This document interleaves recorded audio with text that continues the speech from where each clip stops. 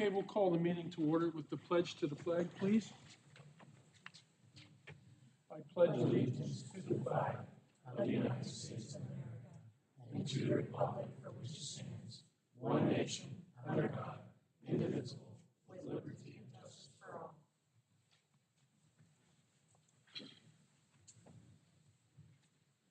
The supervisors have not met since the last meeting of December 11th.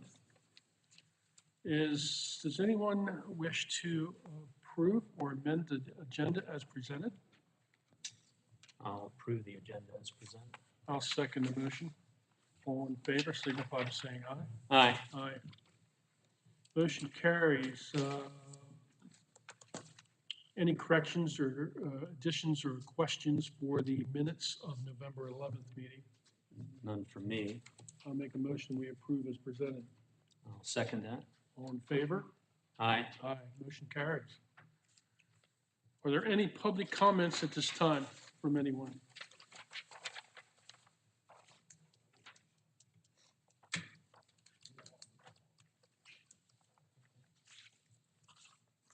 Members of the board. Need to hit the Hit little the button. face button there, sir. There you go. There we go. Members of the board, Mike Schreifer, SCHRIEFER, 205 Laurel Drive. Wanted to say thank you for the last meeting. Went back on the website the last few days, the amount of information that you guys have posted, I wish a lot of more people in the township would read. Well done. A lot of transparency. So wanted to thank you for that. My only question really is, I know we have the meeting next on the 16th. Have you guys heard any updates of the status on any of the legal proceedings or a brief summary, or is that all going to be just go over next week? The 16th meeting is going to be a work session. It's going to involve the Planning Commission will be sitting up here with the Board of Supervisors. The zoning members will be in attendance, I believe. And we're going to brainstorm and figure out what we want to see in a zoning ordinance and possibly location of possible allowing a data center in a certain location.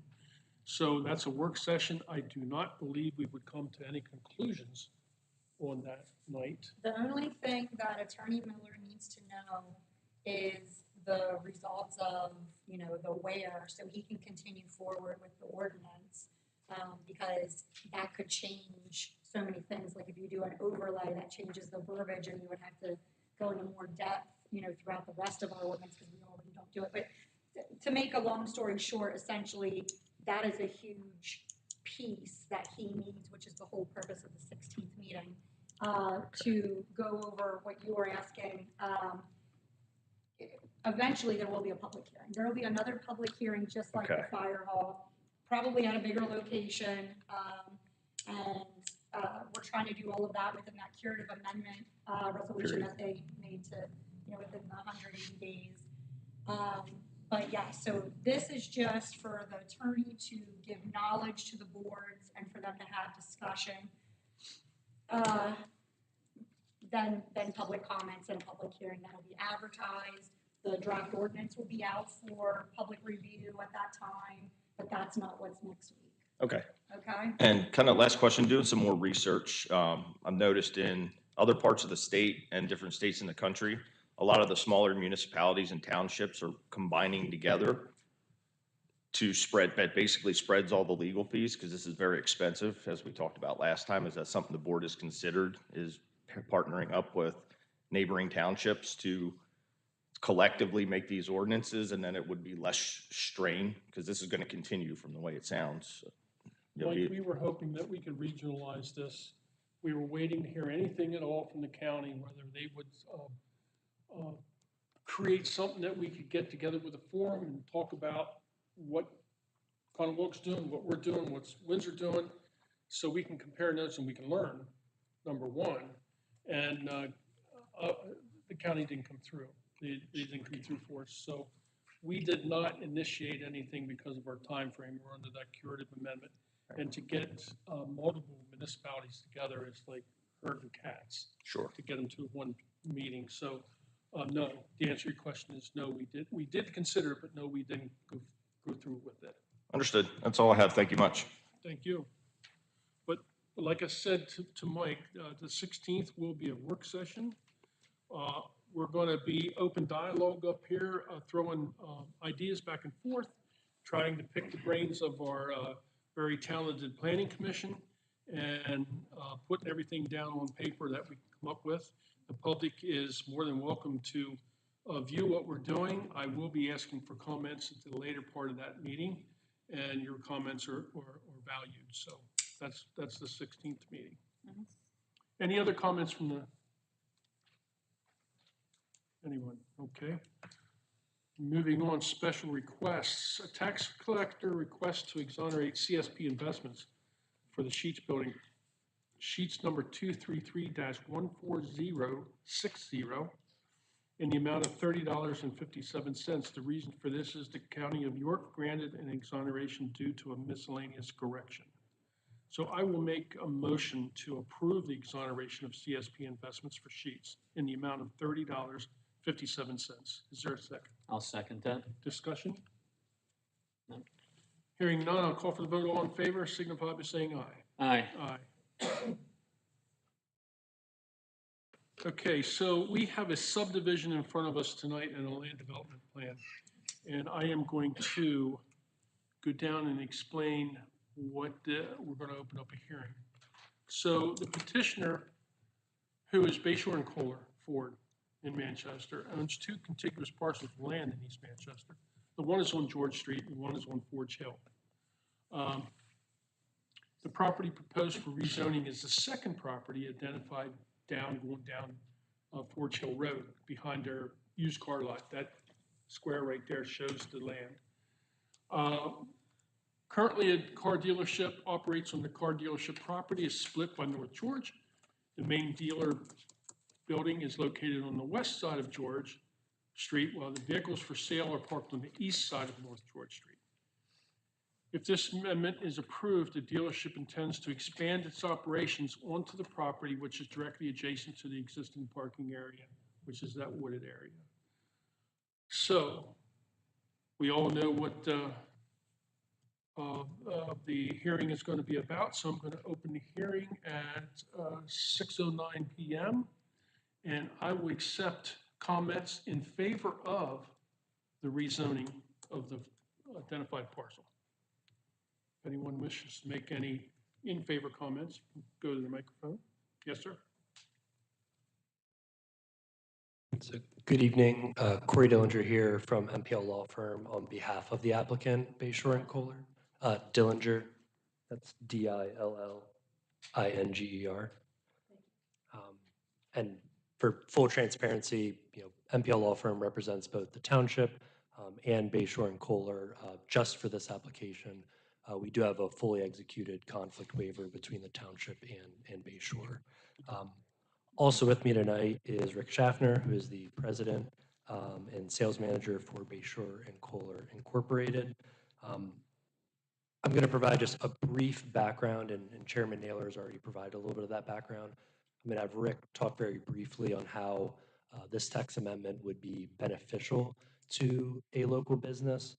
And then, me and Rick can help field any questions if the Board of Supervisors has it or if any of the public has it. So just some nuts and bolts on that. The property proposed for rezoning tonight is parcel ID 26 MI 120 X, located on Forge Hill Road.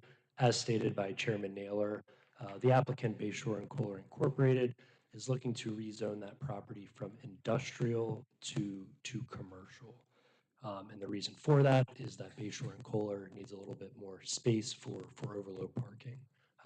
For overflow parking. The board has a couple of exhibits that were submitted with the application. I don't plan on going through all of them tonight, but just to let the board know what they have in front of them. Exhibit A is that petition for rezoning, which kind of explains some of the arguments that the applicant has set forth in support of that rezoning. Exhibit B is a proposed ordinance that would enact that rezoning. Exhibit C is the underlying deed for the property.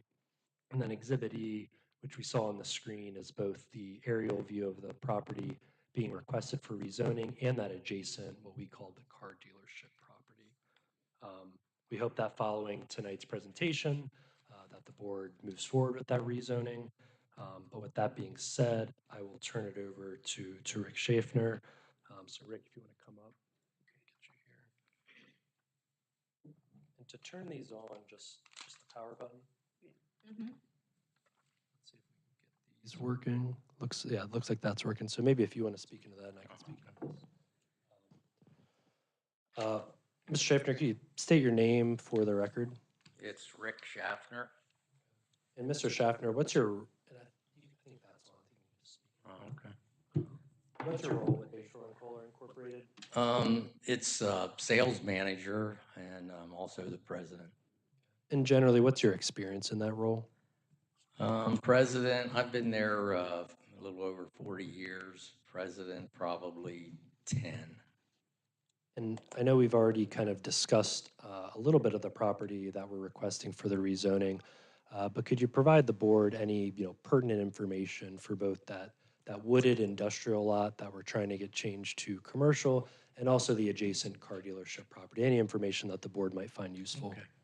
Okay. The main reason to go commercial is at the back part of the parking lot, we'd like to, for right now, extend that 30 feet and the whole length of the parking lot at present. Reason being, we have a building expansion on the other side of the street that'll take up probably 14 spaces, we figure. And we also had an electrical charging station installed over there, so that takes up about 10. So we're going to be a little bit short of parking is the main reason right now. And so safe to say just kind of a reasonable expansion of a local business? Yes. Mm-hmm. And why from a planning standpoint do you think this rezoning makes sense? Well, we approached the board, I guess, with an application to extend the parking lot the way it was, and with industrial, it wasn't permitted. And looking at the tax map here, is it fair to say, I guess, to the north that there's at least I'm seeing like about 5 to 6 residential properties? Yes, that's residential over there. I know you can't speak for those properties, but would you say you'd probably be rather across from a commercial use as opposed to a potential industrial use? I would think so, yes. I think, Rick, those are all the questions I have for you, but is there anything else that you think would be helpful for the board to consider with this rezoning? No, I don't have anything else to add. Okay. Thank you. Those are all the questions I have for you, Rick. Okay, thank you. Yep. So I just have just a few more items. So just in conclusion, simple rezoning requests, one parcel in the township. Just a few kind of supporting arguments of why we think it makes sense from more of a planning perspective. We do believe this rezoning request supports a local business, and it's we're talking about reasonable expansion here. Nothing massive in scale. As Rick said, we do think it's a better fit for some of the residential properties to the north. And that's because commercial uses, although intensive, are usually less intensive than industrial uses. This rezoning isn't impacting any sort of development constraints, such as a conservation easement or a floodplain. We believe the rezoning could alleviate some existing traffic issues with the car dealership. And finally, in short, both the Township's Planning Commission and the county's Planning Commission have recommended that this rezoning be approved. So that's all I have for tonight, but Rick and I are here if anyone has any questions. Dean, do you have any questions? I do not. I do a couple. Rick, are there any current dwellings, buildings on that property at all? You could just use the microphone, please. Thank you. On the one we're proposing, we'd like, no, there's no buildings there. Okay, how many trees do you plan on? You plan on clear cutting that whole area? No, we, Back a little bit. 30 feet is what we, Okay.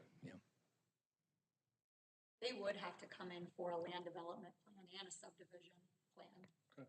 Mhm, So then we'll see that. mhm. Okay, well, that answers my questions. Thank you. Yes, sir. Thank you for your time. Does anyone else have any testimony in favor of? Moving on then, I will ask if there's any testimony in opposition of the zoning request. Are there any property owners here that own homes across from Fort Hills? Okay, no one wishes to make any opposition. Okay, I'll close the hearing then at 6:17 PM. And Mr. Attorney, I guess Dean and I just debate this and come to a vote, correct? That's correct. It has been advertised for adoption, Yes, so if you're prepared, it can be approved. thank you. And if I may add something, this has gone through both York County Planning Commission and our Planning Commission, and both do recommend to adopt this. I'll cut to the chase. Based on what I heard, I think it's appropriate to approve. So you're going to make a motion to approve. I'll make a motion to approve the rezoning as requested by the applicant. And that ordinance number is 2025-10. Correct. I'll second that motion. Any further discussion? All in favor signify by saying aye. Aye. Aye. Motion carries unanimously. So, thank you, gentlemen, for coming. I think that takes us down to our solicitor's report. We do have the subdivision and land development. 6.2. Oh, I'm sorry, yeah. Jumped We're trying ahead. to get out of it. You jumped ahead. It's good it didn't close the meeting. If you want to finish early, we could. Yeah. You're right with you.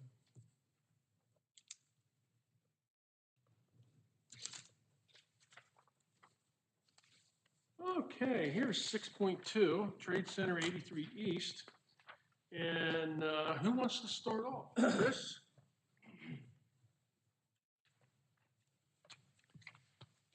Good evening. Chairman Naylor, Supervisor Core, Township staff. My name is Chris Fensel. I'm Vice President of Development for Hillwood.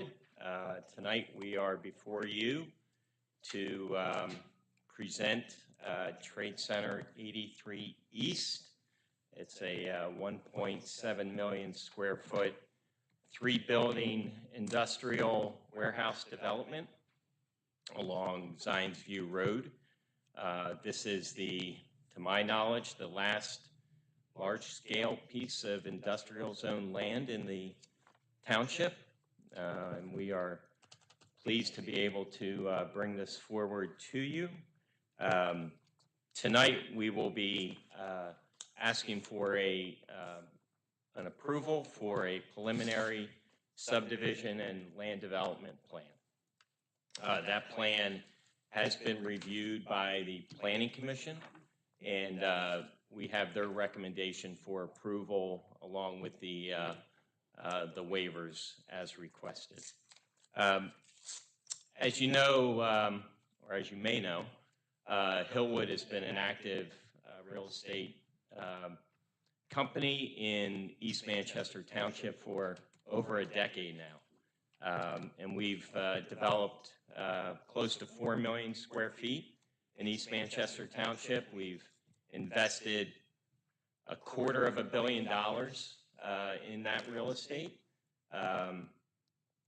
including probably about $20 million in off-site improvements, which Canal Road Betterment project that improves Canal Road, Locust Point Road to PennDOT truck route status is a significant portion of that. We've also extended and upgraded the utility infrastructure in the area and provided some community benefits such as sidewalks and some landscape amenities with our projects.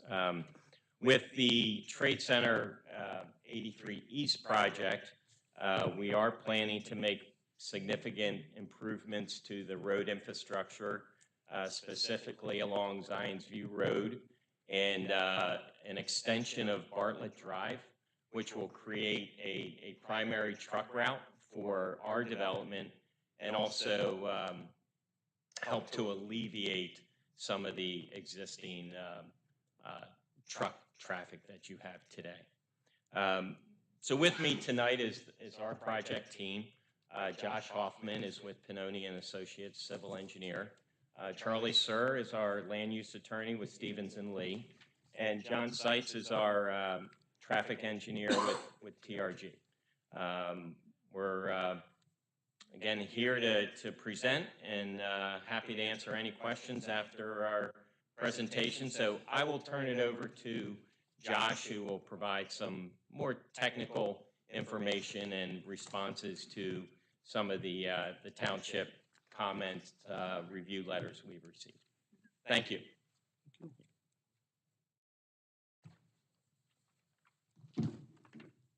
Thank you, Chris.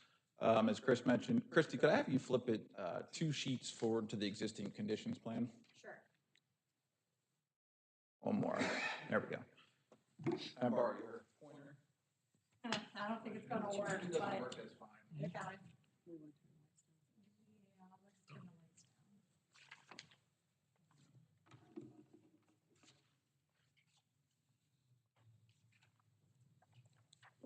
Little better?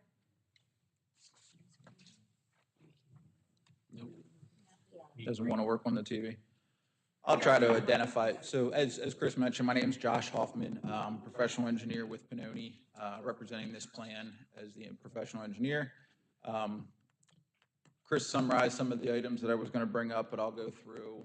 We're representing the preliminary subdivision and land development plan for Trade Center 83 East, as it's referred to. There's 4 existing parcels located at 280, 180, 530 Zions View Road and 190 Manchester Street. Those are the addresses. It's about 238 acres, 238 and a half acres between the 4 parcels. We are creating a subdivision of all the land that's to the left of the creek that bisects the properties there, is pointing to it, kind of splits the properties right down the middle. So everything to the left of that stream, we're creating a development tract or 3 development tracts, and everything to the right of that stream, referred to as Musser Run, are remaining as 2 individual residual parcels for no development. The property is bound to the north by Manchester Street, to the south by Zions View Road, and then to the west is the existing DHL facility. And primarily to the east is there's some residential, and then you get into the borough. The property itself that we're developing is zoned industrial. Everything else is to the east of the stream is zoned residential. So we're only developing on the industrial portion of the property. So we'll have 3 development lots ultimately. And as Chris already mentioned, it totals about 1.7 million square feet. There's a 1 million square foot building, approximately 500,000, and a 200,000, 3 different buildings, ranging from a cross-dock facility. I can have you flip back to the site plan. Thank you. So the largest building at the lower portion there is a 1 million square foot building. It's a cross-dock facility, just meaning there's docks on both sides of the building, set up for multi-tenant scenarios. And then there's a single loaded 200,000 square foot building in the middle. All the trucks and the access are to the west, facing the existing DHL facility. And then the 500,000 square footer to the north is a cross-dock facility with set up for multi-tenant situations. Our primary access point is off of Zions View Road, kind of at the bottom of your screen there. It's a full movement driveway onto Zions View Road, which is a PennDOT road.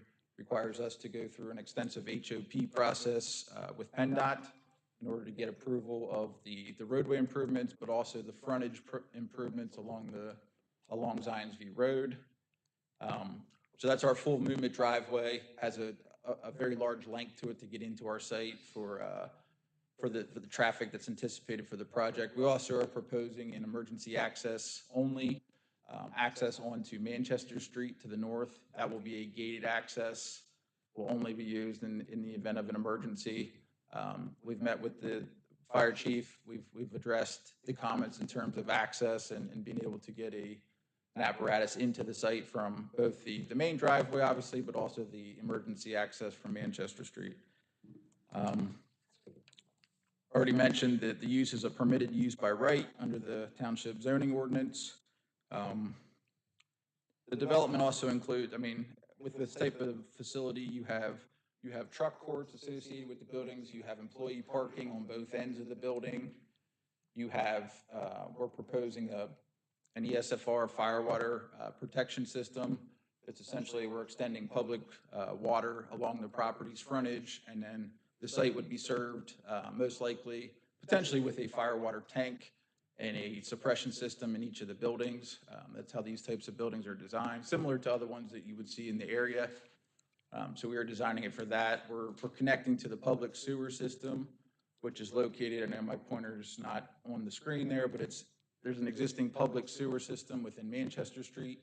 We're extending private sewer into the site, and ultimately will connect to the existing public sewer system that's in place. We have capacity for that, the amount of flow associated with this project, and are going through the approval process with DEP as we speak.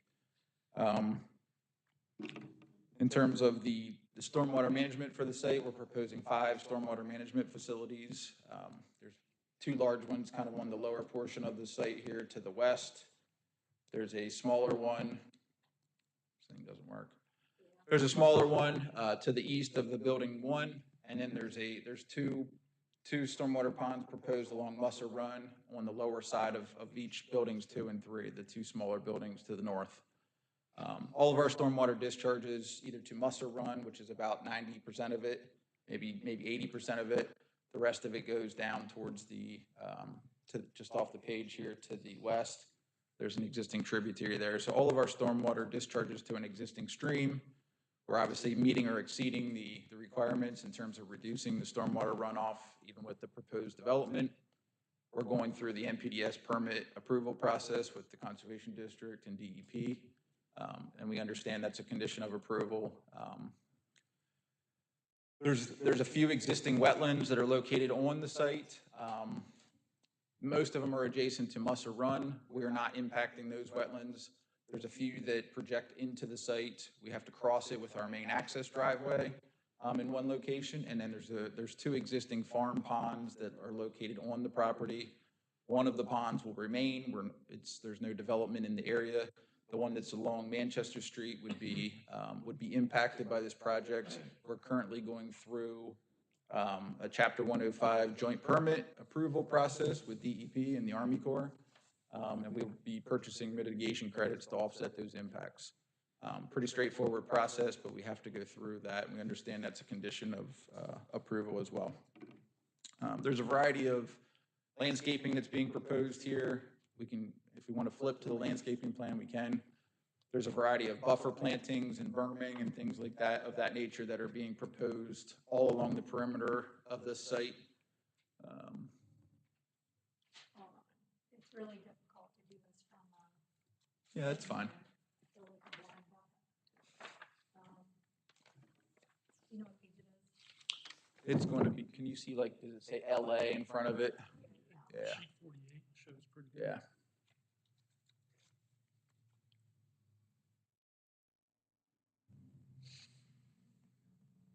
You see it?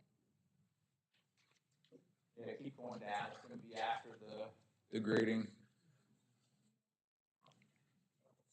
After the utilities, which are UE. Keep going, I'll tell you here. You're bringing your laptop next time. All those profiles with plan over profile, it should be right after the profiles there. PR, LL, there you go.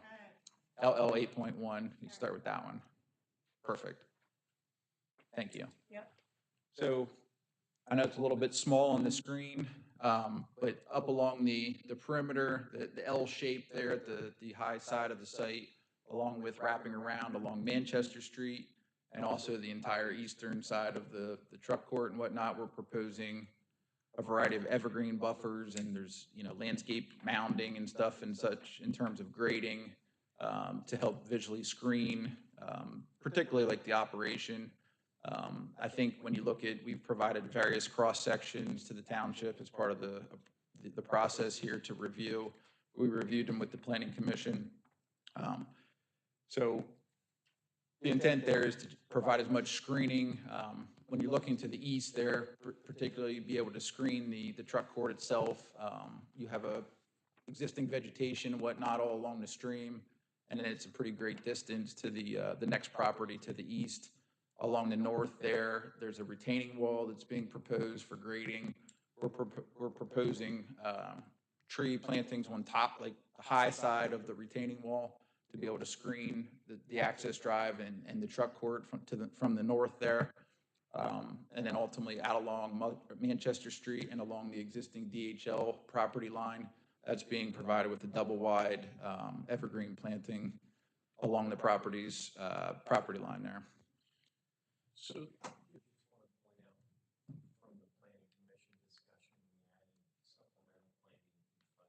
soften that wall. Yes, we did. We planted, and it's reflected on this plan here before you.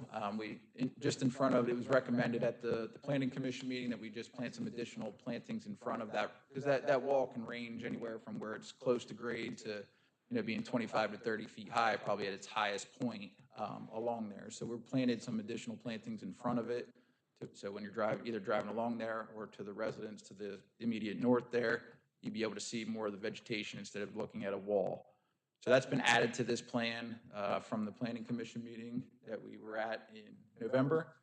And if you want to flip, I can talk about the southern side, I guess, too. You go to 8.3 or 4, maybe. Go one more, please. Oh, I see.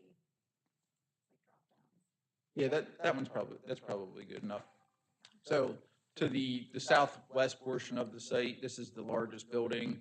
But down here along Zions View Road, there's a variety of plantings planted all along that frontage as well.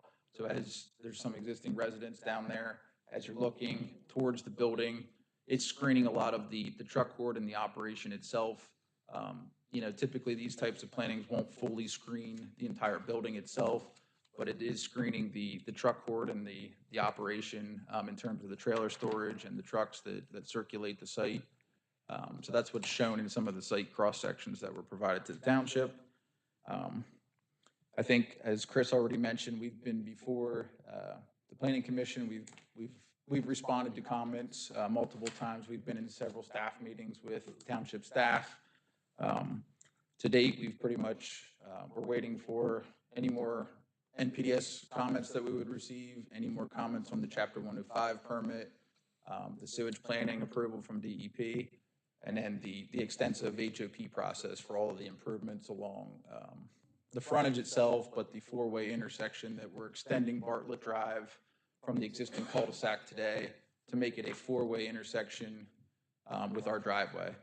That all will require the HOP PennDOT approval, so it's subject to their approval. But what we're trying to do with that intersection is to create a four-way stop intersection and create the large radii. There we go, perfect. So that we're creating the large radii. So existing trucks that may be on Zions View Road today, they will have to come to a stop sign at the four-way stop there. We're creating the large radii to make the right turn to go onto Bartlett Drive and ultimately out to exit 24, which is the intent. Our trucks that are coming out of our driveway, we anticipate this would probably be a medium volume driveway. So there's a concrete median in the middle of our driveway there. They come to a stop. Trucks have to go straight across to go to Bartlett, or they would make a right if they're headed northbound to go to the existing, to go up to exit 28, and ultimately where we already have the Canal Road betterment improvements. We're picking up where the Canal Road betterment project left off along Zions View Road, extending those improvements up to just beyond our driveway, essentially. And then ultimately, that intersection becomes a four-way stop intersection.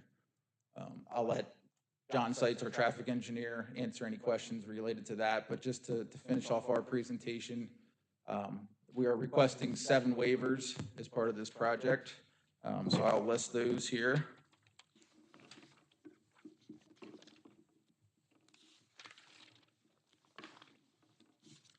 And these 7 waivers were recommended for approval by the Planning Commission. I'll start with Section 208-34A. This is related to the plan sheet size. So ordinance requires 24 by 36. We submitted these plans on 30 by 42 sheets. There's still about 80 sheets, even at 30 by 42. So for a project of this size, we're just requesting that waiver to limit the number of sheets and provide them on larger, easily readable plans. Section 208-44F.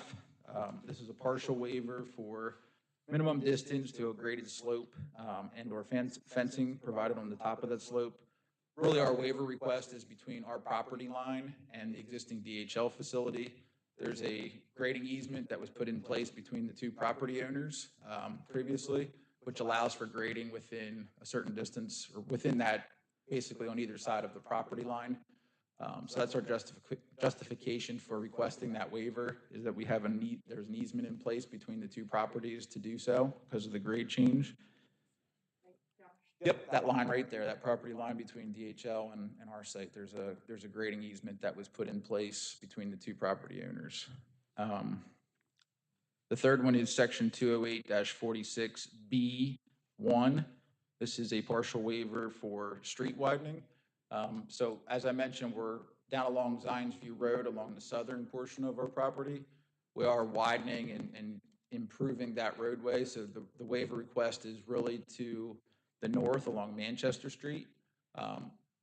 We're not proposing access to the street, nor are we trying to invite vehicles to utilize that street. So we are not proposing to improve that. So we need a waiver request to not widen the existing street, Manchester Street.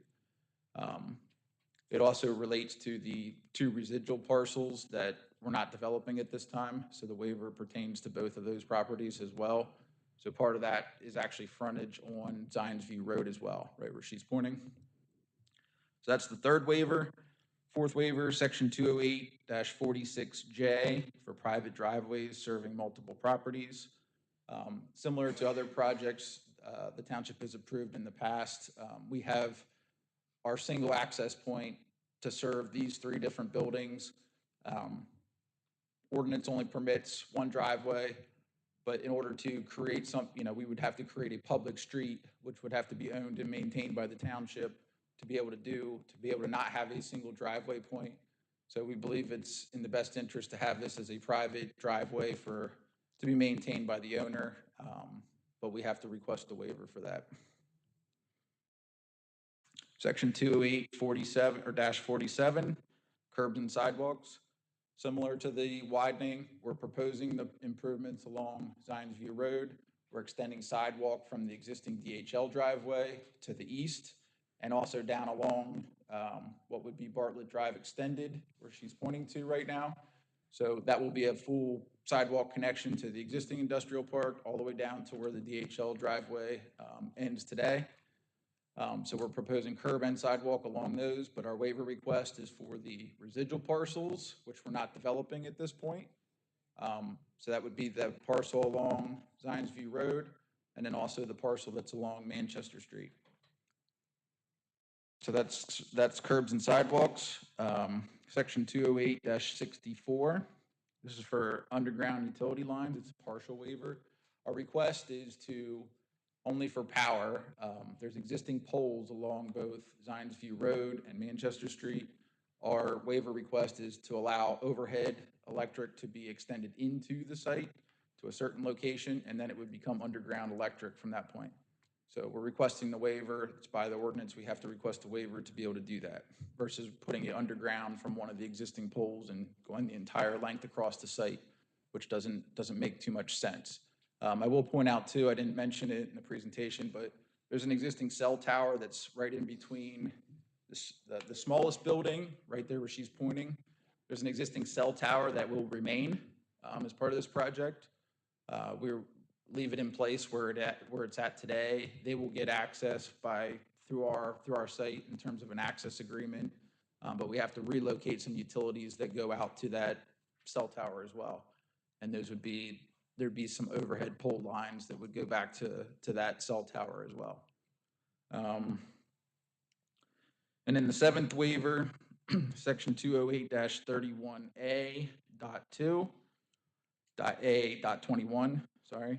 This is for a sketch for prospective street layout for the residual tracks that remain.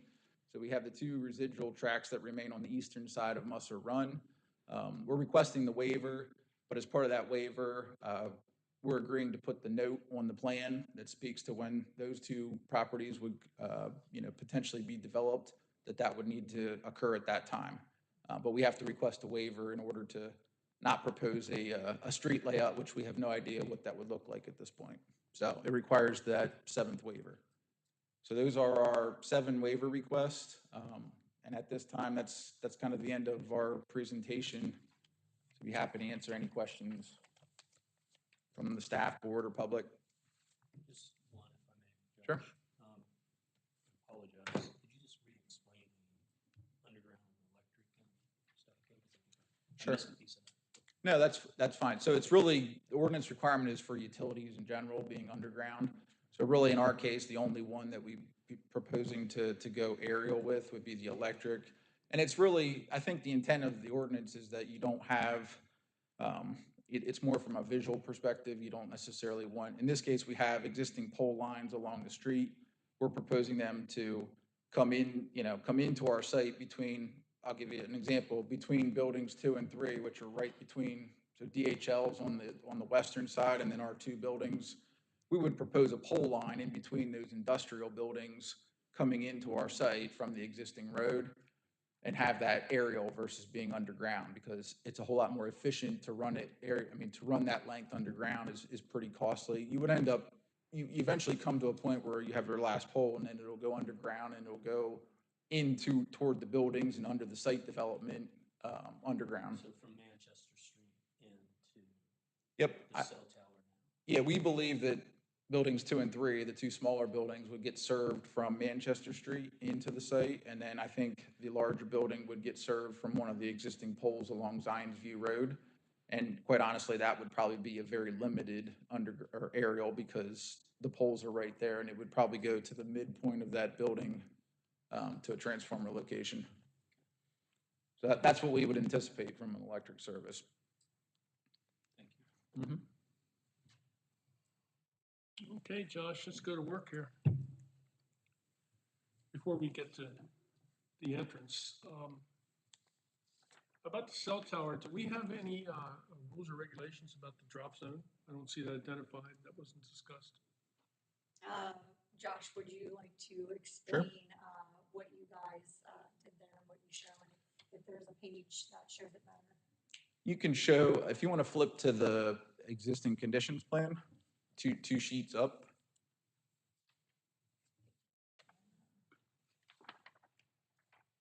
I see. Yeah. So the existing, that you're pointing to right now. So currently, because of the use and what it is today, this is what was reflected on the survey. So there's setback zones to that tower based on if there's a residential dwelling or something like that on the site, which there is today. With our project, we would remove the residential use that's on the property today. So the setbacks that are shown on this plan are not required for industrial or commercial development.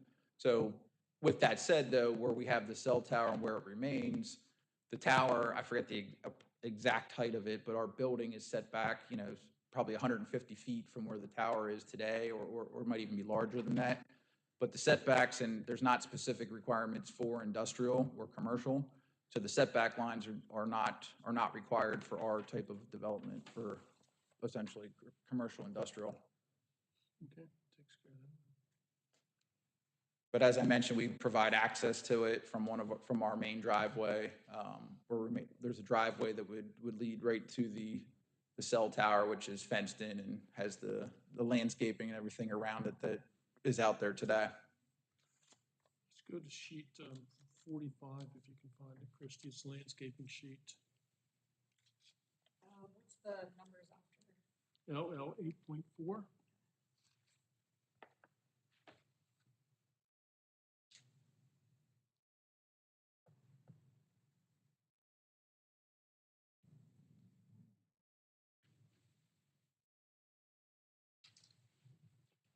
That's hard to watch, everybody. It's hard for me. Josh, just come up here, I can show you on my plan. Yeah. No, I don't have any room The for a mouse landscaping because all my comes up through plugins. here, Yep. which is very nice because that's going to shield that. Why can't we continue that up to shield that on-slightly trailer parking that's going to be right along Zionsview? Because I know what Schindler's like down there, and you drive by that, and all those ugly trailers are right there where everybody drives through. So if we could, you know, Yeah, basically where it ends there now and just extend that. yes, up to the driveway, basically. So you're saying to extend, I believe they originally proposed like to here and then they added these for our request, so, you're saying more. Yeah, it wouldn't have to go the whole way to the driveway, it could go up to the wetlands up there. Because there's wetlands right at the end of your building. Once you get beyond beyond the next page so part of that is right there where, at the end of this page, where you're seeing to the east, there's a pretty significant cut down into the site. So obviously the Zionsview Road is sitting up above a good bit from where the actual elevation of the truck court would be. But I don't see any reason why we couldn't, I mean, obviously we have to stay out of the PennDOT right away and site distance and all that kind of stuff. But I don't see why that couldn't be extended, I guess as far as it could be, based on the elevations and not disturbing wetlands. Yeah, that would soften those, that parking area like you did the wall. I appreciate the wall. So we did talk about the Manchester Street wall. 7, I had notes on What 7. I would say is that we can look at that as we work through the HOP design process and know where certain constraints are. Then we can identify locations for landscaping. So with our final plan, we can show a more enhanced landscape plan along the side. You'll remind me, right? I'll remind you, yeah. I think that takes me to the underground utilities. Why? It doesn't matter really to us. I talked with the Public Works Director about having them underground or above ground. But then why do we have that in our zoning ordinance? I'm not sure. I'd have to defer to either Byron, or Attorney Roush. Looks, safety, It's more looks. more looks, but safety too. Right. Telephone pole's not alongside the road, and you go off the road, one less thing to hit. Granted, you're on. Yeah, and I private think, property, though. too, like picture a residential development, like you wouldn't want it over, something in that type of scenario, then it would be underground. I think that's probably the main reason for that in the ordinance. So I think for this type of a use, and given that you're not going to visually see it, it's gonna be shielded by existing or large buildings, it's a little bit different scenario than a residential development. Is there any risk for emergency services, like Chief Stevens bringing the fire trucks in with the overhead wires and poles or whatnot, where they're just talking normal utilities? Right. I think so, so Yeah. they're not gonna be in the way. Yeah, and in this case, it would remain outside of, it wouldn't even cross the roadway, like it would be underground at the point where it would cross the driveway and serve the building, so it would remain to the outside of any of our, the street that goes into it. So Josh, can I estimate, if you could come up here again, and the underground, it's gonna go from an overhead here. I thought it was Manchester Street. It's gonna be underground in here, right? Yeah, no, I'm sorry, Dick. So if you want to flip to the utility, we actually have the layout on the utilities plan. I can just-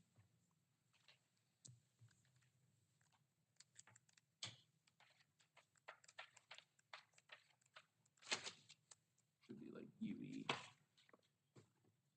Utilities Yep, easement. there you go. So this larger building Mhm. out here, we would anticipate that it gets served from one of the poles out here and it comes, into the building here underground. That would pretty much all be underground. So really the only overhead we're talking about is coming, in fact, we have it shown right here. I mean, that's what we anticipate.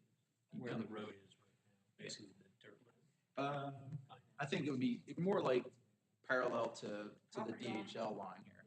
So it would come in overhead like this, to a point, and then it goes underground and then underground. Yep. So this right here, this pole's gonna be probably elevated above Manchester Street, pretty high, right here, elevation wise. I mean, there's the existing poles. We're coming from one of the existing poles out here, so Okay. I think it would primarily come in on the same, I think that's about the same grade coming in along here, because it all slopes down towards the creek. So I think once you get past the first pole, or so you wouldn't even actually see it, Okay. because of the landscaping and the buildings that are there. That answers my question. I think I'm ready to put John on the coals now.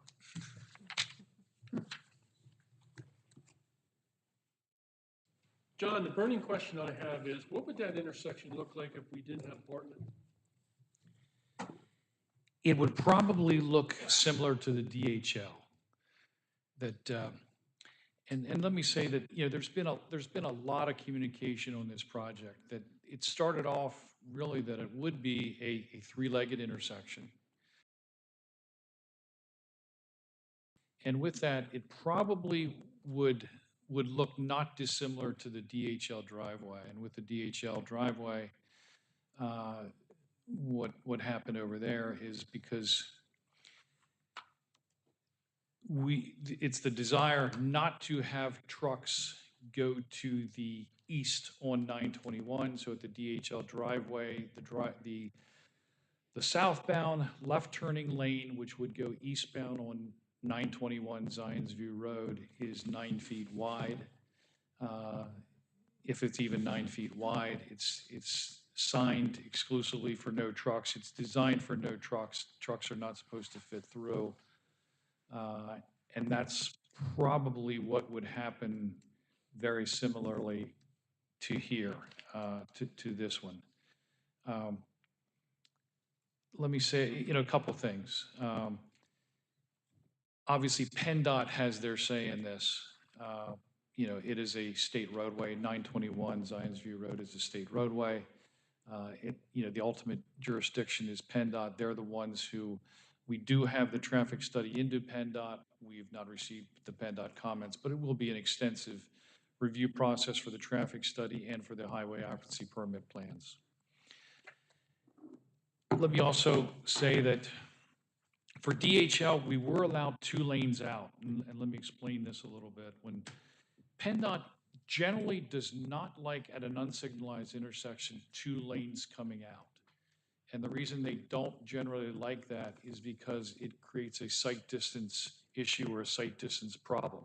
No problem at a traffic signal, because at a traffic signal, you have, north-south goes at one time, east-west goes one time. You don't have those conflicts. But where you have an unsignalized intersection, if you have 2 vehicles pulling out, what happens is the one on the right tries to look to the left, and they sort of have to see through the car. Likewise, the car on the left wants to look to the right, has to see through that car. And it creates a problem. And PennDOT does not like that. At DHL, there are 2 lanes coming out. There's a pork chop radius there. There's radius. It does work out, but that's a lot of times PennDOT does not let 2 lanes side by side go out. It does certainly more complex. There's complexity, with PennDOT involved in this. But with we met with the township staff. The recommendation was to extend Bartlett. We converted it to the 4-way intersection, and with that, that's why we only have 1 lane coming out. We don't have the 2 lanes coming out, because we pretty much know that PennDOT will not allow the 2 lanes side by side in that situation. It's easier to do If it's a three-legged intersection, we can separate them with that pork chop a little better. You really can't do that with a four-legged intersection because the traffic needs to go straight through. And the pork chop just does not work as well. You can't make it as restrictive. Therefore, we know from past experience, Eric Kiner at PennDOT will not allow the two lanes side by side to go out like that. So it would be one lane coming out. So the reason, that the staff came up with this idea, and I think it's a great idea too, is to go with the four-way stop sign. And really, we're making it a tight intersection. Originally, when we designed this would have been a sort of a big, wide-open section where trucks could go through very easily. We want to really tighten this up. Now, it is wide, as was stated previously, on the southwestern corner to facilitate vehicles that are traveling eastbound on 921, making the right turn to go onto Bartlett. We're definitely facilitating that, but we're really trying to tighten the rest of that intersection up so that we do not, lots of signage that trucks cannot continue through on 921 to the east. We want to make it tight over there. We just really want to discourage the trucks from heading into Manchester. So we're going to do everything we can to tighten that up and really discourage no trucks heading towards Manchester Borough. I was just playing devil's advocate on Bartlett. I think Bartlett's a good idea to have it to our industrial area. Okay, and I see you have a barrier, a cement reinforced with landmines and everything on it, going down the middle of that lane, coming out of your facility. That is as Josh had said, this will be a medium volume driveway. PennDOT will require, that's one thing that PennDOT will require, that median barrier being placed on our driveway coming out. So that's virtually virtually a non-negotiable with PennDOT. That's a requirement. For once agree with PennDOT there, that's a pretty good idea. So why don't we have one of those on the other side of Bartlett? We could. We could add one of those to Bartlett. I will say this, we just need to, once again, traffic that's traveling up Bartlett. So we made that very wide on that southwest corner, as I said, so the traffic traveling eastbound on 921 can easily make the right turn to go south on Bartlett. We just want to make sure that then the reverse can happen too, that the traffic traveling northbound on Bartlett can make that left turn, the left turn onto 921. But we want to keep it very tight so that they can't, we don't want them to make that northbound right turn. We want to keep very tight. Do you have a question for me? Yeah. So, and I think that's all great, but the question I have is, trucks still have the right, do they not, to continue on and go up to? Well, what we would want to have, what we would certainly want to have is a truck restriction study, and we would want to have it posted, adequately posted, legally posted. We need to do, the necessary studies. We need to have an ordinance, a township ordinance, and make sure that once it has the study, once it's posted with the results, the ordinance saying that it's no trucks, then it would become enforceable. That you could have police, actually be there and cite drivers for this, and write tickets. And I appreciate that. And then, so coming out of Bartlett, if I'm a truck driver following my GPS, on my phone, and I needed to get down to, say, Mount Wolf and deliver something down there, right? Because there's still what is it, the warehouse down there, whatever. Or even if you wanted to go east on 30. Or east on 30, I make that right-hand turn coming off of Bartlett, I'm gonna take something out, right? I'm just curious. Well, I'll say this, if there is a land use in Mount Wolf, there's really even no protection. I think trucks always have that, if it's within 1 mile, they can even, you know, facilities need to get their goods and Yeah, no, and there's, let me ask a better question. So the way it's designed, it's very tight, discouraging to make that right-hand turn. Some folks will try, but will it be built in a manner, like what I'm thinking is the intersection up there at Ford Road, York Street, Zion's View, where Barton residence was, they built, what was it, 18-inch, 2-foot-high concrete thing that really kind of rocked the trailer. Of course, that creates some problems for the fire department. But is that what's? it's something we could look at and something we could do. We are very open. You know, obviously, we need to work this through the town, through PennDOT.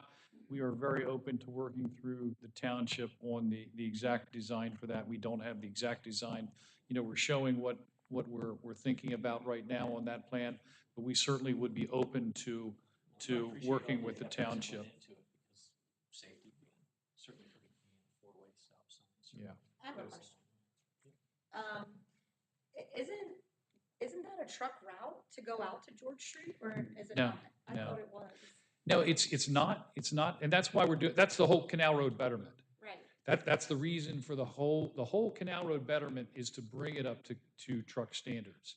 But that's only the areas where we've done the Canal Road betterment or are going to do the Canal Road betterment. So the other areas are not, although I don't think it's officially posted right now, but everybody says it's not. I've had PennDOT down, we've driven it, and PennDOT sort of says it is not, although with Act 31 of 2018, I think that did open up a lot of things. So Canal Road betterment from DHL to the west, that is designed for trucks. It's 11-foot travel lanes. We have 4-foot shoulders. On tangent sections, we have 6-foot shoulders on curves. And that's what we will have. We will extend that up to this driveway. So we will, between DHL and this driveway, we will widen out 921, but it will stop right at this intersection with Bartlett. It will stop. There will be no widening to the east. And my recommendation is that we do, I don't know if a formal study is done right now, but we would do a formal study, and we could do that in conjunction with the township and have a truck restriction study. As I said, go through the ordinance, go through the right way, go through the legal process, and then make sure and post it so that trucks cannot go there, so that your police can write the tickets and you know, and start really cracking down on that. How long does that study take? It does not take, I mean, it could be done in a couple weeks. It's just probably the longer time is getting it through the township and advertise, right, I'm just that's, kind of curious because time equates to cost. yeah, it's not an expensive, it's a very inexpensive study, and yeah. Thank you. I think that the longer process is, like Christie said, I think it's the advertising. Yeah. I have a question. With this concept, did you do truck turning moves? Right turn movements? Josh, you may have done some. Yeah, there's truck turning movements that we provided with our, And the plan shows shows that what's coming in and out of here. goes in, well, coming in and out, right? Yeah. Our movements work, but the movement heading eastbound, make a right turn, doesn't. Yeah, so start at Bartlett, as you're going northbound, where it intersects with Zion's View Road. For a truck to stop at the stop sign there with the stop bar and to try to make that turn, he's hitting the vehicle that's sitting at the other, so he physically can't make that turn without running over a vehicle over on the other side of the road. That's what Shane just, I asked Shane about if we put a barrier on Bartlett, but I take that back because of the turning radius that you created here, which is restricted. That barrier will cause problems on Bartlett. More so than your side is wide enough to get away with that. But I like the design here, and Shane pointed You're that talking out. about the median barrier versus Yeah, you don't- a barrier to the right hand side. Right, the median barrier. We don't want one in Bartlett. Now, That I would understand restrict what- left what it- turns, and we want left turns out of Yes. Bartlett. Correct, exactly. So our truck turning, so speaking of that, we show a truck coming out of Bartlett, making the left, no issue whatsoever with the design that you see here. And then coming out of our driveway, you know, obviously a truck going straight, is where we want them to go. Or they could make the right. We have a wide radii. If they're heading northbound, they're gonna wanna go to the right, to the Betterment project. But to try to make that left to come out of there, you have the median right there. And then if you try to make that, they'd basically be off the road essentially to the south to try to make that left turn and potentially hitting a vehicle that's sitting at the stop bar. That's why we have the stop bar so close to the radii of our driveway. So I think this is what we've come up with is the best, what we think is the best design to try to accommodate that, but we have to get it approved by PennDOT as well. So, I really do miss the overhead conduit with the streamers on it. It lasted a couple months, right? No, I think, from, after Shane corrected me there, I see it. I think it's and would you agree, Byron? That's about as best as we can get right now. Yeah, to be honest with you, I think if the trucks that want to go south, they're going to stay, the area they're going to go out Espresso to the light. Right. Or they're going to go out the opposite end of Bartlett and go that route. So, There's one way to stop trucks from going that way too. Is put a toll point there and charge excessive tolls and collect them. but That was a great I think also, as John mentioned, is that if the signs, if it's properly, the signs are properly, probably possibly up to the intersection of Espresso, is that we're going to try to promote the trucks to go the opposite direction of coming out onto Bartlett. Or out Bartlett to Zions View. Unless they want to make that left-hand turn, which is what we're promoting. Yeah, if I can ask, are there any, well, Byron just said, so if you're coming up Bartlett to Espresso, how do we get trucks going to 28 down Espresso before they even get to Bartlett? Does that make sense? So if I have a truck that wants to go the whole way out Bartlett to get to Zions View Road, why can't we just have them hopefully turn at Espresso, which in turn takes them to the light at the Canal Road project, which in turn to the trail, and then to exit 28? We could have some signage posted there also. To just avoid that whole thing. So they go straight across the intersection rather than turning right and coming down through, is that what You- you're suggesting? Would be turning left onto Espresso. Onto instead of going Espresso before straight. you even got to Zions View Road. Yeah, Yeah. see, you could cut something off ahead of time, maybe with some signage, if they read it. I know how that works, but yeah. So. Well, I can't think like a trucker. GPS won't do that because that's not the shortest route. Right, but they're looking for those small 283 signs. Yes. They won't follow the no right turn, but they'll see that 283 with an arrow. Yes, We they'll do follow that. Yeah. So. The 283 signs are very effective, Yeah. and we need to, and we really need to think about that as a group, where strategically we need to put those to optimize and make it, like Chairman Naylor said, it really is effective. They really are effective, and we really need to target those and put those in the right spot, and I think they can be very effective. I think this is the best possible design to limit traffic going into the boroughs, because I don't want truck traffic going into the boroughs. That concludes all the questions I have, and this hinges on PennDOT.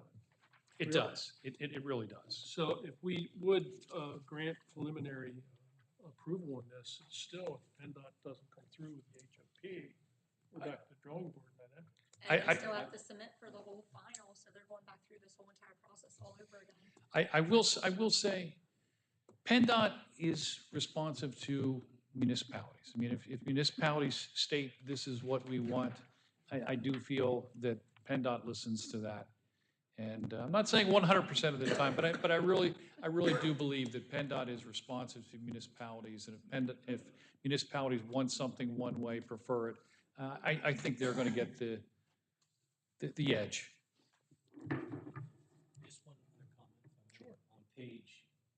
80 of 82, note number 6, says currently, no construction equipment may enter from Manchester Street.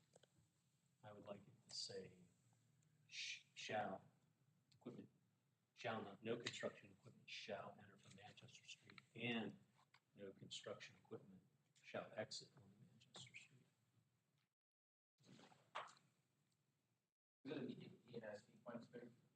Yes, note number 6, page 80.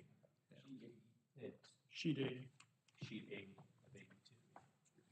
Note number 6 was the thing. It's under staging of major construction activities, John. Yeah, and that's part of the conservation district's sequence of construction, but yeah, we can change that.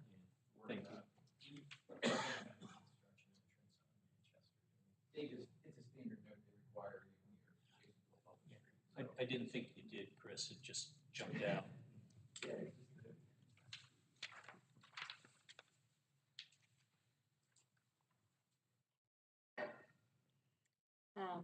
Would you want them to go through the action report to see what's still open or closed? Sure, Christie, thanks. Okay, Josh.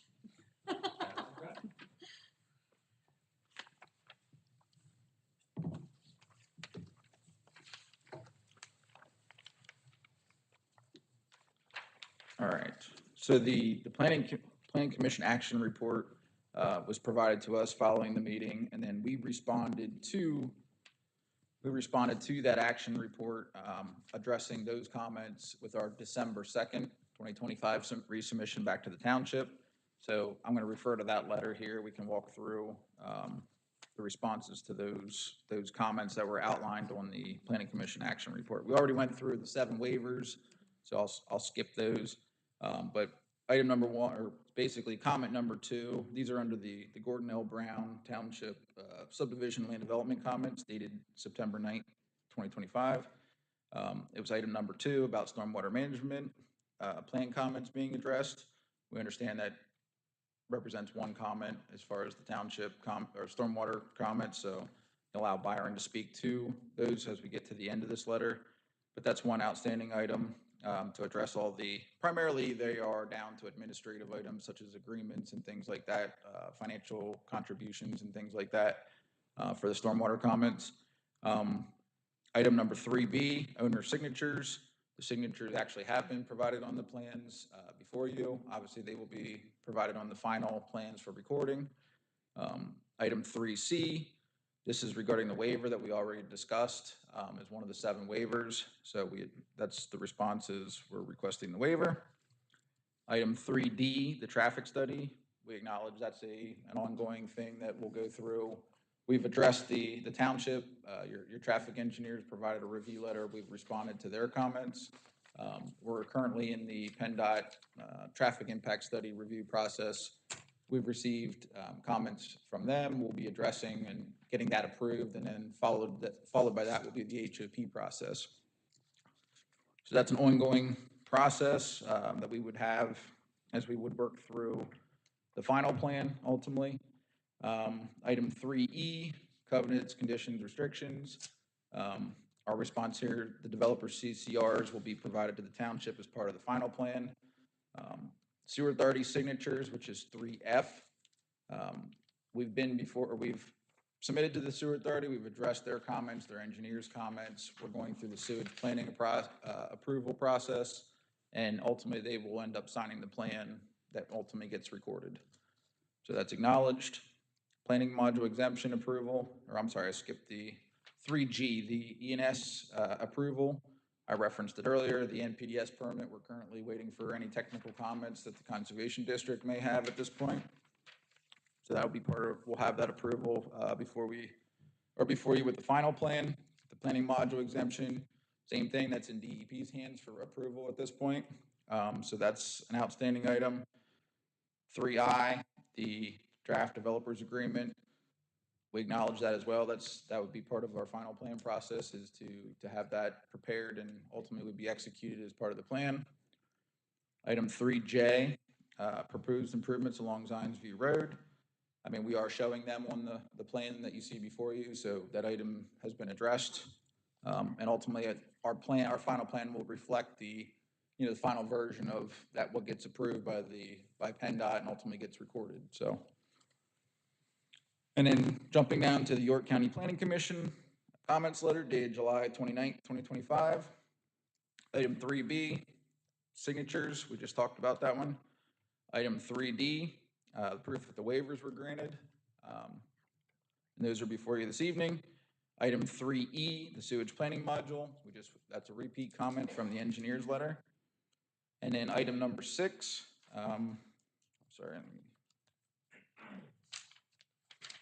item number 6 is regarding the, just the operation, staging on-site, staging accommodations for truck drivers on the property. The declaration that'll be provided will have, specific information related to that. So that's something that's to be provided as part of the developer's agreement or the CCRs. And then the Miller Pool Laws firm comments dated August 4th, 2025. We've responded to all of those comments in a prior response letter, so I know there's a few items, a lot of them are related to the developer's agreement, which we acknowledge that that's to be worked out, and that'll be part of the final plan.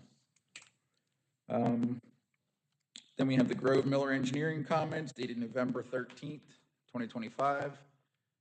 We've provided responses to all of those comments in a letter dated November 18th, 2025. We discussed those at the Planning Commission meeting, and ultimately I think we've satisfied those responses. We're still waiting for PennDOT approval on the traffic impact study, which will lead to the HOP once that's approved. We talked about the additional landscaping that's been provided in front of the retaining wall along Manchester Street. So that's been added to the plan. And then the 7 waivers that I referred to earlier, that's in this action report. And then lastly, jumping down to the Gordon L. Brown Stormwater Management comments dated November 14th, 2025. Owner signatures is item number 1. You don't have to go down all of those because it's an Okay. open item in layman's main comments. That's it. I know you look at that as one comment, the Yeah. stormwater letter, so. Yep. Okay. So Most that's, of those have been addressed, or just outside agency approvals, and the biggest issue was addressed this week regarding some requests for additional stormwater work, and that's been taken care of. Yeah. Byron, for the Grove Miller engineering comments, I mean, I know that they acknowledged and addressed those, but technically it would still be open because of the PennDOT, or would we just refer or defer I to? would think you'd want something from Grove Miller saying they've been addressed, or unless you want us to get, if you want us to check them. Well, then we'll just leave that open for now. I don't think there was anything, I think most of those comments were addressed, but I think you should have a clean letter from Grove Miller. Okay, very good. Yep, so we'll leave that open. And we'll just leave Attorney Miller's comments open. And then if you guys did approve the waivers, then 2 items from the open list would actually go away. One from York County and one from Lehman's letter, I believe. Yeah. And then Attorney Roush, I'd have to defer to you because there is a draft conditional approval letter from Attorney Miller that I've passed down to the board members recently. And would every item on this document need to be listed? Or I know in the past we have included it as Exhibit A to the minutes as well, which we can do again, but. Yeah, we can do that. I think Attorney Shore has some comments on this letter. Can you do a microphone, please? Mainly because of the live stream. Thank you. Good evening, Charlie Sir from Stevens and Lee here. Yeah, I got the draft, came through this afternoon. Most of them are either fine or fine in concept. There's just some wordsmithing that we want to just clarify about the exact responsibility of what we're going through. I don't know that we're going to be able to sort that out this evening exactly, but I think in general, we're pretty close. We covered all the concepts that are on there. There's just some wordsmithing, and I provided a response this afternoon to Attorney Roush. I don't think he's had a chance to look at it yet. I know Andy hasn't yet either. Yeah. So, well, okay, with that said, I mean, we can table this tonight, but if that was the case, then, we would need an additional time waiver,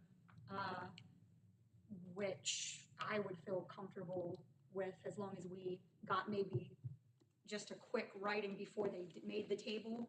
No offense, but somebody did, we'll call it juked. They juked us before with the zoning hearing board where they said they were gonna sign a time waiver. You might remember that, Joyce. Oh, no, And I they understand. never did. That's critical to do So that. then we had to have an emergency meeting. I think at the minimum, it'd be nice to have action on the waivers at least, because that's not really required in the development agreement at all. I mean, because I don't think we're really prepared to go through I think it's important to get it right the first time that we're talking about here. Right, To and go through with I that. agree with that. I think, Talking about this letter, sorry to interject. yeah, and I think Supervisor Core and I can give you a pretty good idea of what waivers we're okay with. And would that suffice? Or you could just vote on them. I mean, we could do the waivers separately, and then we You just have come done back. that in the past. Mm-hmm. Yep. All right, well, There's let's, 7 listed here, right? yeah, well, let's discuss the waivers, because I want to know, Dean, do you have Well, I'm just any gonna- other comments or issues with the waivers? Possibly, but I just wanted to go down through them one more time. So I'm just gonna go down the numbers. Number 1 was about plan size. I'm fine with that. It Yeah. makes perfect sense, so we hopefully don't kill off another forest in the process, right?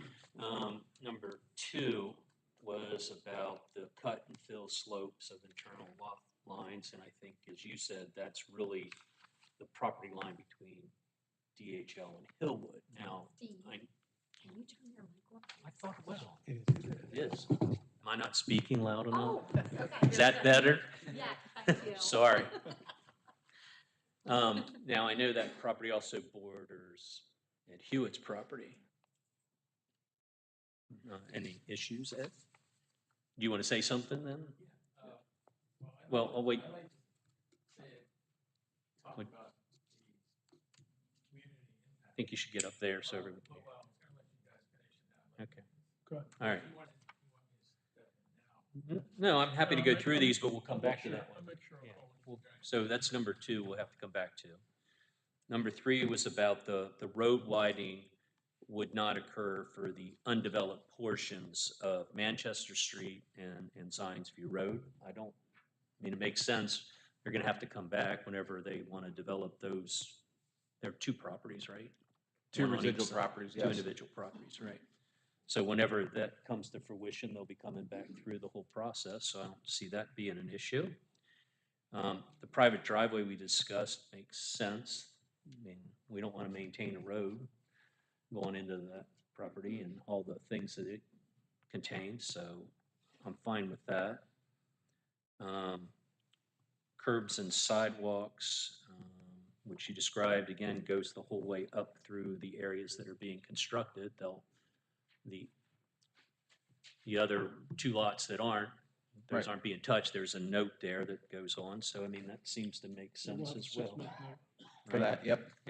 There is a comment about a 6-month note, Yeah, I on thought it was, number yeah, it's and they would want to adjust the language to make sure that that only applies to the owner of the residual lots. so that's one of the reasons it was highlighted here. Correct. So that's one yes. of the tweaks. That So you want. basically, we'll just be deleting the word developer.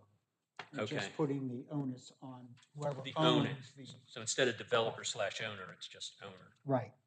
I don't see that as being an issue because whoever owns it, They're gonna when they have want to to- develop it, Yeah. they'd come back through the hoop jumping exercise, right?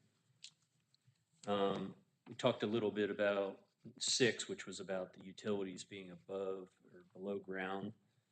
I'm okay with that discussion. I don't see that as being an issue or harming anything. Can I just clarify, are we Yes, sir. just talking about electric? We're Yeah, he just talked talking about Everything electric. else would be So I underground. think Correct. we'll just delete, we'll just make Everything it, else. yeah, And say we'll just say electric. just electric. That's what I was thinking too, as long as that's not a problem, right? I will say communications would likely attach to the poles as well. Yeah. But would follow that underground routing, And- similar to the electric, to the building. Yeah, and they're in, so at that point, it's just electric, telephone, and other utilities. So basically, when you're running a wire, I think taking it out makes it more of a problem for them then. And I don't see an issue. No, Okay. And then 7, let's see. there's a note on the plan. Oh, okay, that's for the 2 undeveloped lots, right, being low residential.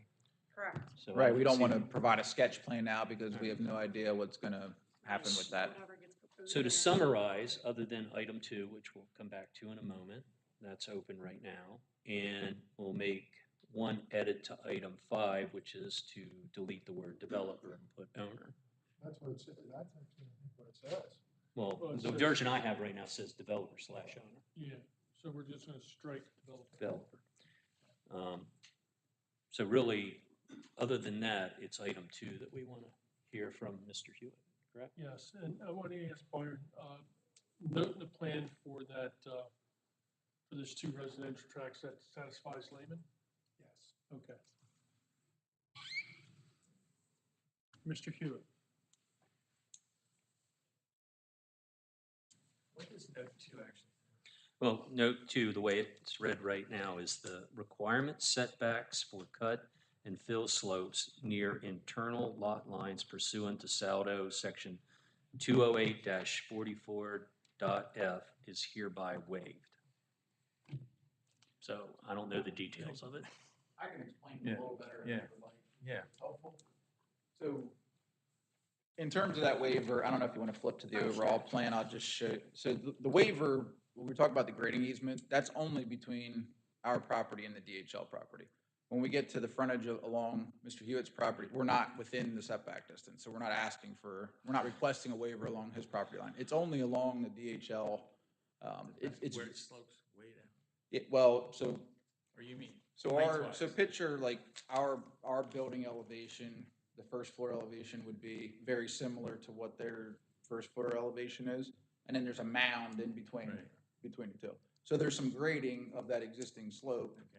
And there's a grading easement between the 2 properties to be able to do that grading. They have So that's extreme slopes behind their building though. on the far side. Yeah, you can't even mow.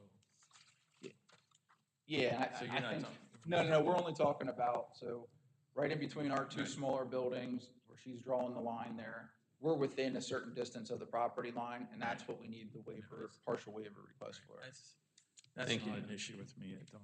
And just, I'm sorry, but just to clarify then, should we just, for me, with just the internal lot lines between DHL and Hillwood, just to clarify Yeah. what we're talking about? I would think so. Okay, I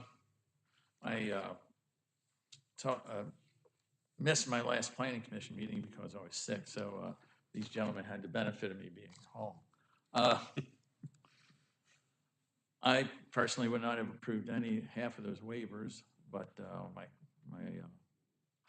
fellow planning commission members did. But I do have issues of the, just the way, well, we dealt with some of the things in the neighborhood with the warehouses. And I think I understand that they're trying to help the lady up on Board Road by what they've done with the streets. It sounded better. But as everyone knows here, that none of the truck drivers, none of them read any of the signs. I didn't want to come up in public comment to tell you, but just this past week, we had somebody turning around in the snow, backing around at the T. He was over in the neighbor's yard. So we're never going to stop that. But I do have an issue with the poles to the cell tower. The cell tower lines are underground now. Is that necessary to remove those and put them on poles? The power line? It's not, so the pole line would serve, I mean, we have to relocate them because of the grade, we're cutting Okay. earth down on the site. But that's, So they That's have what to be relocated. So in order to do that, we have to relocate their utilities and serve our two buildings. So it would make sense to run them from the same pole and come back into the site there. right, well, that's a financial benefit for you. I just think, I don't know why we have that on our ordinances. If we're gonna give everybody a waiver about the underground electric utilities, the Panhandle lot, I don't know why we have that on them. We have given everybody a waiver for that. I don't know why it's there, except, as I noted to one of the supervisors, early on, might have been 25 years ago or not, we denied a resident.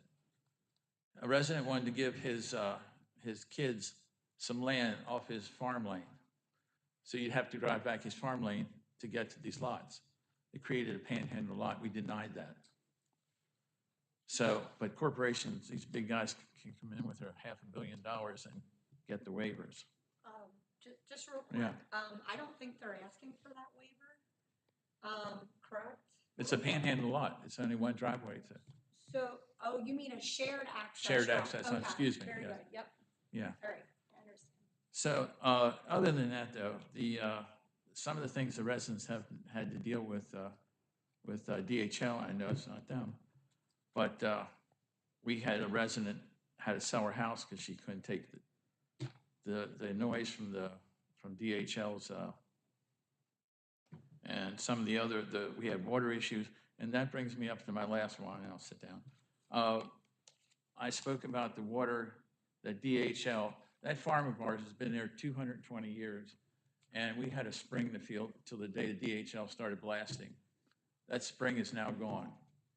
If I had dammed it up, dried that up, or diverted that, the state and the feds would put me in jail. But I had the state come to my house, and they looked at it and said, well, that's too bad, buddy, and they left. So I have another spring. Well, we have wells. Everybody in the area has wells. And I also know that you will measure from your property down and then how many feet down we are. But if our wells go dry, I need to know that somebody's going to, we have a recourse. And other than that, I could go on, but that's it. Thank you. Thank you, Mr.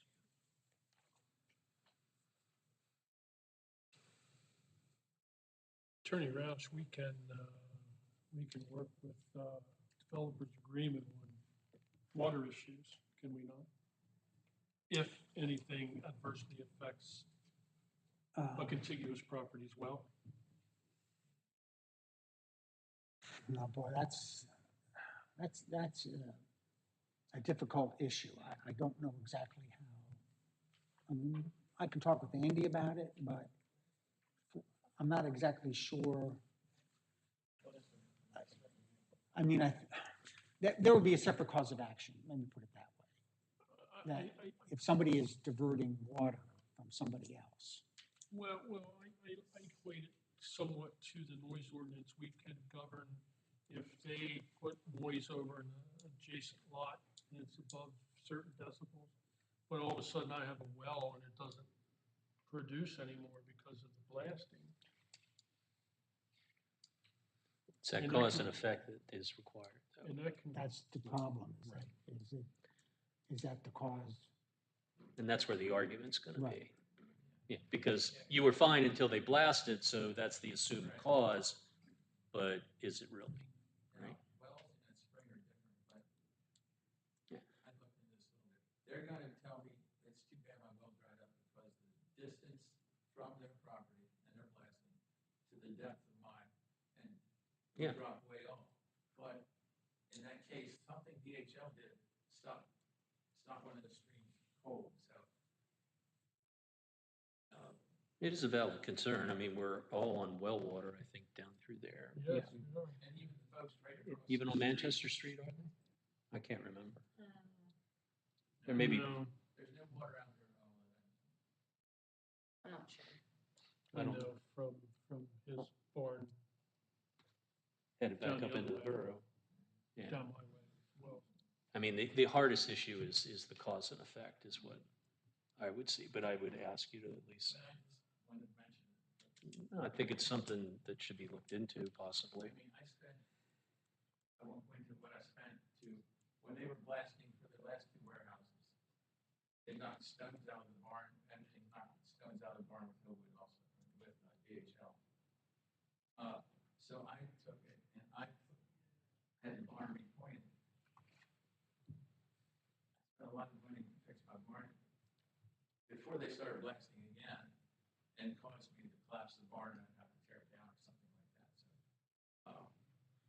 it's just a lot. I know everything's passed.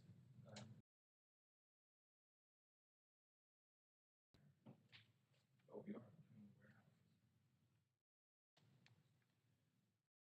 They probably have a data center sitting over there. So you're drilling a well. You have to drill a well for your site? We're bringing public water. That's what I thought. You're bringing They're your public. blasting and bringing a cut, they're cutting down, 35 foot, right on the other side of there's a hill. They're blasting and cutting down 35 foot on their side. Are you blasting? Or don't know yet? It's probably assumed that there will be blasting, but it's rather shallow, I think, right? Yeah, I mean, you can go into the cut fill. Yeah, I will say this, when they blasted and we have the stone house with 2 foot walls, it shook the whole house when they blasted, and that's when I had stones come out of the barn. So, I know. I'm concerned, that's my major concern. I would be too if I was at your property. I think it's a legitimate concern. Just not sure how to work through it, in all honesty. Because I think if any of us were in his position, we would, and had that experience, we would be concerned as well. Now, DHL is, I don't know, footage-wise, is it same distance, Yeah. probably equal distance, I would suspect. Pretty close. Yeah. But we don't know what level of blasting they did versus where you think you may be doing, right?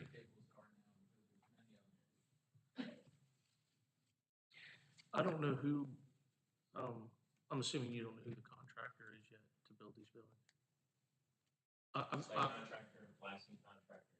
Okay, I do know Kinsley usually films surrounding areas and homes and things like that. I don't know, was that done with DHL? No, they said. I wasn't involved in that as much. They said things afterwards. When DHL, before they started doing anything, they had inspectors come around if you wanted them to inspect your house. Yep. To look for cracks and anything. Yep. So they can document it in case something happens.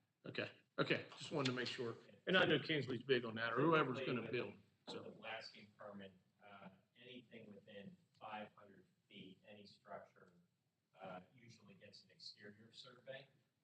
If it's closer to the blasting zone, then it may require an interior survey. So all depending on where that radius is drawn, surveys will be conducted.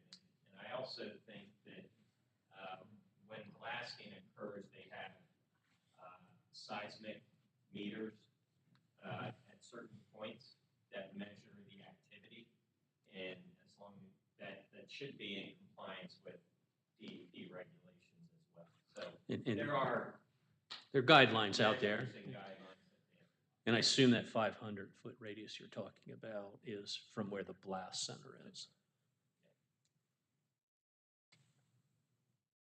500 feet, and you're probably over 500 feet to your property line. I also had the state come in, when they sent the DEP down, another person come down and looked at the stuff, for the blasting. And again, they shrugged their shoulders and done their karma back in Harrisburg. I had both of them down in Harrisburg and their results. Because we definitely have cracks, but I was straight with those people. I said, there's cracks, I think there's new cracks, but I can't define new and old, because the place is 200 plus years old. So where do we go? Any questions or comments from staff? So it's, I think it's,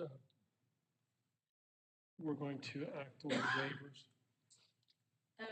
You can, if you want, you can also, act on it, what was your intent, January 5th, regular meeting? Because, I mean, this is gonna be Is that a tabled. normal business meeting?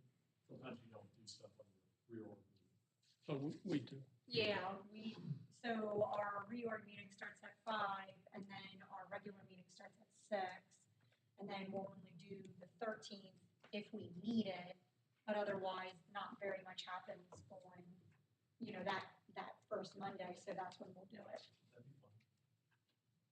Okay, so, it's up to the board on what you wanna do, but what I am gonna say is, no matter what, I need you to write me an email.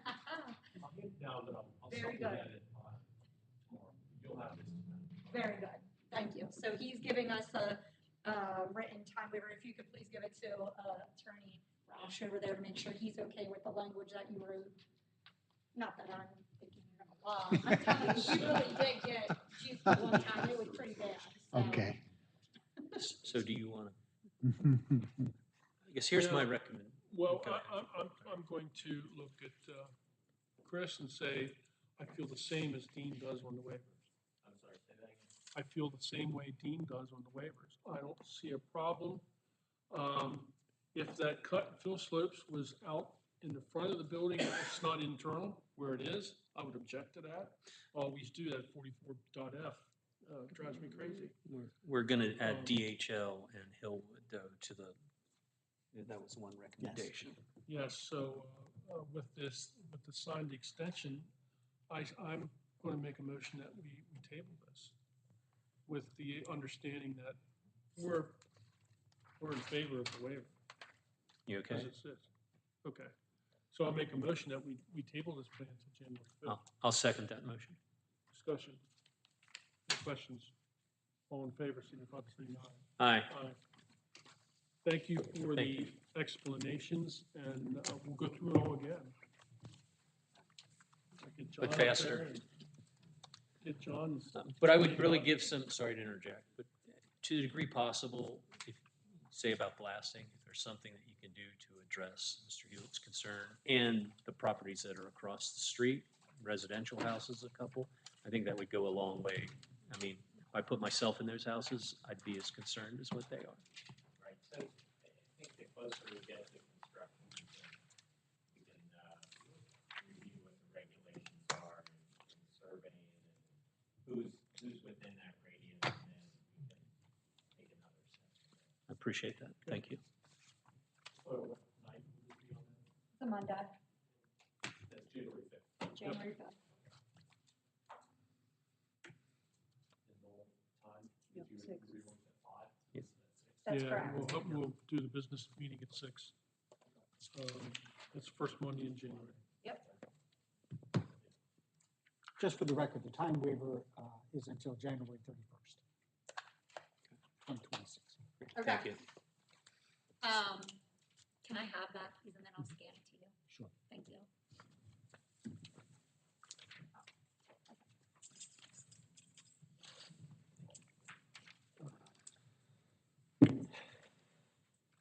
Okay, that took care of 6.1, 6.2. So this one, number 7. So that takes us down to Attorney Roush's report. Yes, the only item on the agenda is the stop sign ordinance for Manchester Street and Canal Road Extension. That's been drafted. If the board is so inclined, you can authorize the advertisement of that ordinance for adoption at the January 5th regular meeting. So moved. Motion that we approve MPL Law Firm to advertise for the stop sign ordinance for Manchester Street Canal Road Extension. I second that. Discussion. All in favor signify by saying aye. Aye. Motion carries. Thank you. That's all that I have. Okay, thank you. Engineers report. First item I have is a surety reduction request for. Have a nice holiday, guys. Uh, My recommendation is to reduce the bond amount to $10,164 with the remaining surety to be $31,366.95. As recommended by Byron, I'll make a yeah.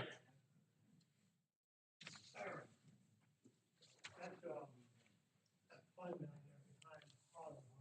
Yep. Okay.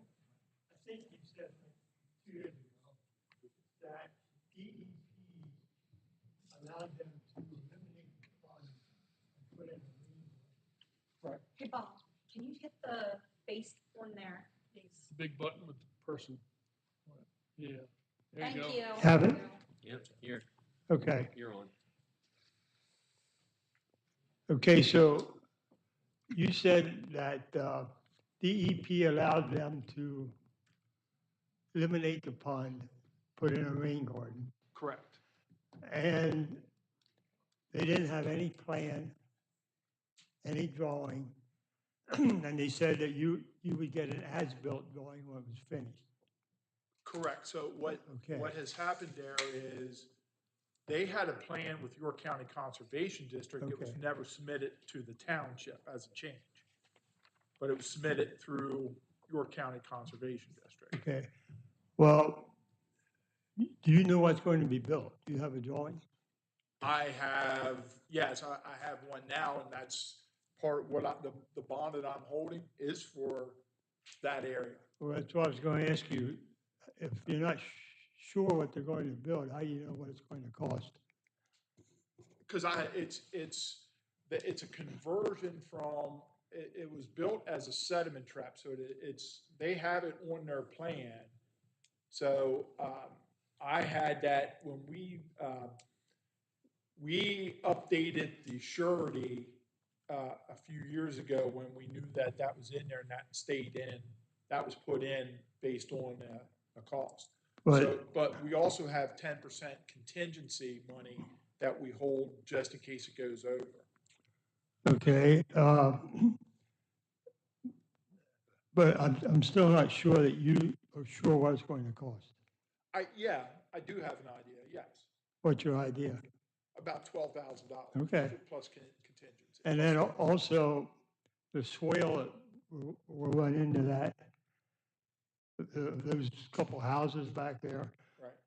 When that swale was formed, there were no grade stakes. So in each lot, those operators scooped out a swale, no grade stakes. And he did that as the houses were built, as they were finished. Will there be any alterations required on that swale to keep the water flowing? And if it is, that's now on planted grass. Right.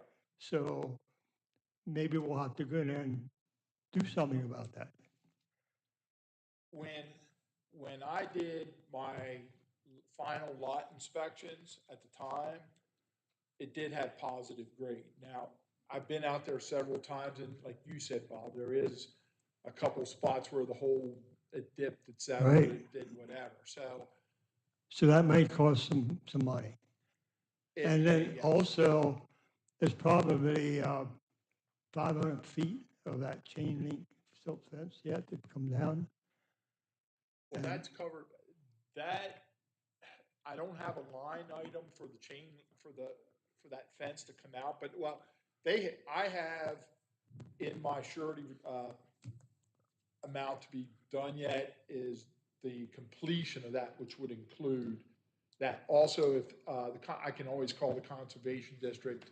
We've done that in other sections out there where we just call the Conservation District, and before we allow the closeout of the NPDS permit, they come out and they do a final inspection, which I'm typically included on. And if that silt fence and silt sock or whatever's out there is still there, that's a punch list item. It's there. I mean. Yeah, I know it's there, It's there. but they're not, what I'm saying is the Conservation District will make them remove that as part of the closeout of the NPDS permit. and this is their problem, but it's, that fence now is along finished yards in Mental Heights and the neighbor's woods. So it's gonna be their problem how they access it, to tear it down, And, and let them yeah, know that. that's the developer's responsibility. That's right, but, So, they just can't come charging through 20-mile woods to get it down. and that's fine, I agree. Okay. I mean, they can't come on your property, yes. Okay. Now, if that pond would have been built, the water coming down that swale would have been caught in that pond. A rain garden doesn't really catch it, it just flows across it. Well, So what I'm saying is, that water is gonna come down that rain garden, not be stopped, somewhat, velocity will be stopped somewhat, but that's gonna flow into that meadow where that washout is. Now, all that water. So the only thing, I'm just concerned that there's enough money left. If you take that, $10,000 out, or $10,000 out, I'm just concerned you don't have enough money. well, we're still holding over 30. And like I said, as far as the rain garden, that has never been converted. And that rain garden has to have the amended soil and the plantings put in. The idea of the rain garden is that it does some infiltration. Right, it does the infiltration, but it doesn't stop any flow. Any fast flow, you get a downpour, now it would go into the swale, into the pond. Right. With the rain garden, it won't.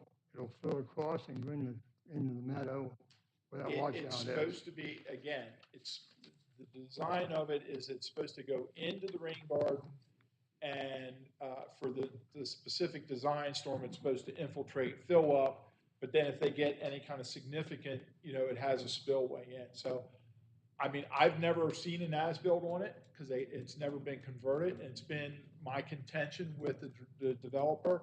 He asked for that money to be returned for that, and I said no.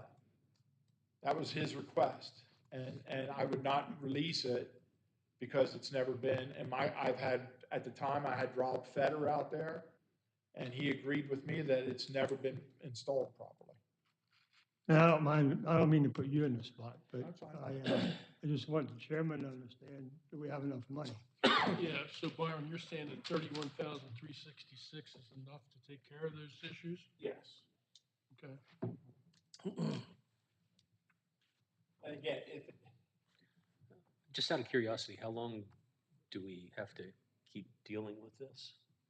as long as my understanding, as long as the bond is in place, they're allowed to, they would love to close this out, but again, my issue has been that has not been done, and there's some sidewalk that has never been put in correctly. Okay. So until that's, done, I'm not releasing the bond. Right, but the point is there's enough money there if we had to take action ourselves. Not that we could, but that's what it's there for. Yes. Or we hire somebody else to take care of it. Right. So the burning question is, Byron, why reduce their bond at all? Sounds like it's a legitimate reduction based on something they did complete, right? Again, we've had this conversation, my understanding with talking with Andy was the municipal, we used to keep an extra 10%, we used to do this, and Triple Crown went in and had their attorney had a discussion with Andy, saying you can't hold what we're holding, and Andy agreed, and we've been following that process since day one. I have to make that, release what has been done. Now, we can relook at this, we can relook at this like we did a couple of years ago and say, there's been an increase in cost to do the amended soil, the sidewalk, and ask him for additional money. And maybe that's what we need to do then. It's like just go out and get some engineer estimates on what's open yet. Or ask them, when are you gonna finish? If you want it gone, then go get it done. I mean, there's the two main issues out there is the sidewalk in front of the club. Yep. And this conversion. They do not believe they're responsible to do either of them. Well, they believe that the pond was converted, which I've been telling them it hasn't. Okay. And they also believe that they're not responsible to put the sidewalk in there. So then I would say, you know, I get the procedure that's been set up over time, but I'd say, sounds like they're unwilling to do and finish their work. So my sense would be is fine, go out and get estimates to say, here's what it's gonna cost. And then we just make sure that we've got enough money to do it. And I don't know, do we have a recourse to actually go then hire people to finish it so it's done? If we have enough money to do it. So, Well, I understand, that's the point. So, then, Then you. I'm gonna say, I make a suggesting motion that we deny this thing and we ask our engineer to get some independent estimates on what will it cost to finish these items off, because I don't wanna sit here for another 5 years dealing with this nickel and dime issue, So if that's appropriate. I just want to defer to Attorney Roush real quick, because I just recall Attorney Miller in the past saying that once an engineer gives a recommendation, I believe that you're supposed to take it in this regard for and I could be wrong, but I would like to defer to him. No, I agree, Byron is a But we professional also, engineer. let me say this, I'd have to check the date, because she changed the request, and I can try to look to see if it's on my phone here, because we have, is it 30 days or 45 days to act on this, and that, if that's the case, we have until, if we have our next meeting, January 5th, if that falls within that time period, then like I said, table it tonight, and then I can have some estimates. Your letter says it was dated December 3rd. That was the first, let me see if I can find it here. Yes, so her letter is, so she gave us an original letter saying that they wanted it to be released completely. And then I wrote them an email and said, well, if those things that we previously required you to be done aren't done, we're not going to approve your release. Okay. And then she wrote back with this new letter on December 3rd saying, okay, yes, after talking to Mark DeSantos, who is, you know, the head of Triple Crown, we agree that, you know, we're not gonna request full release. And then, in fact, they're requesting Byron to release more than what he's actually willing to release. Yeah, I saw that. Just so you're aware.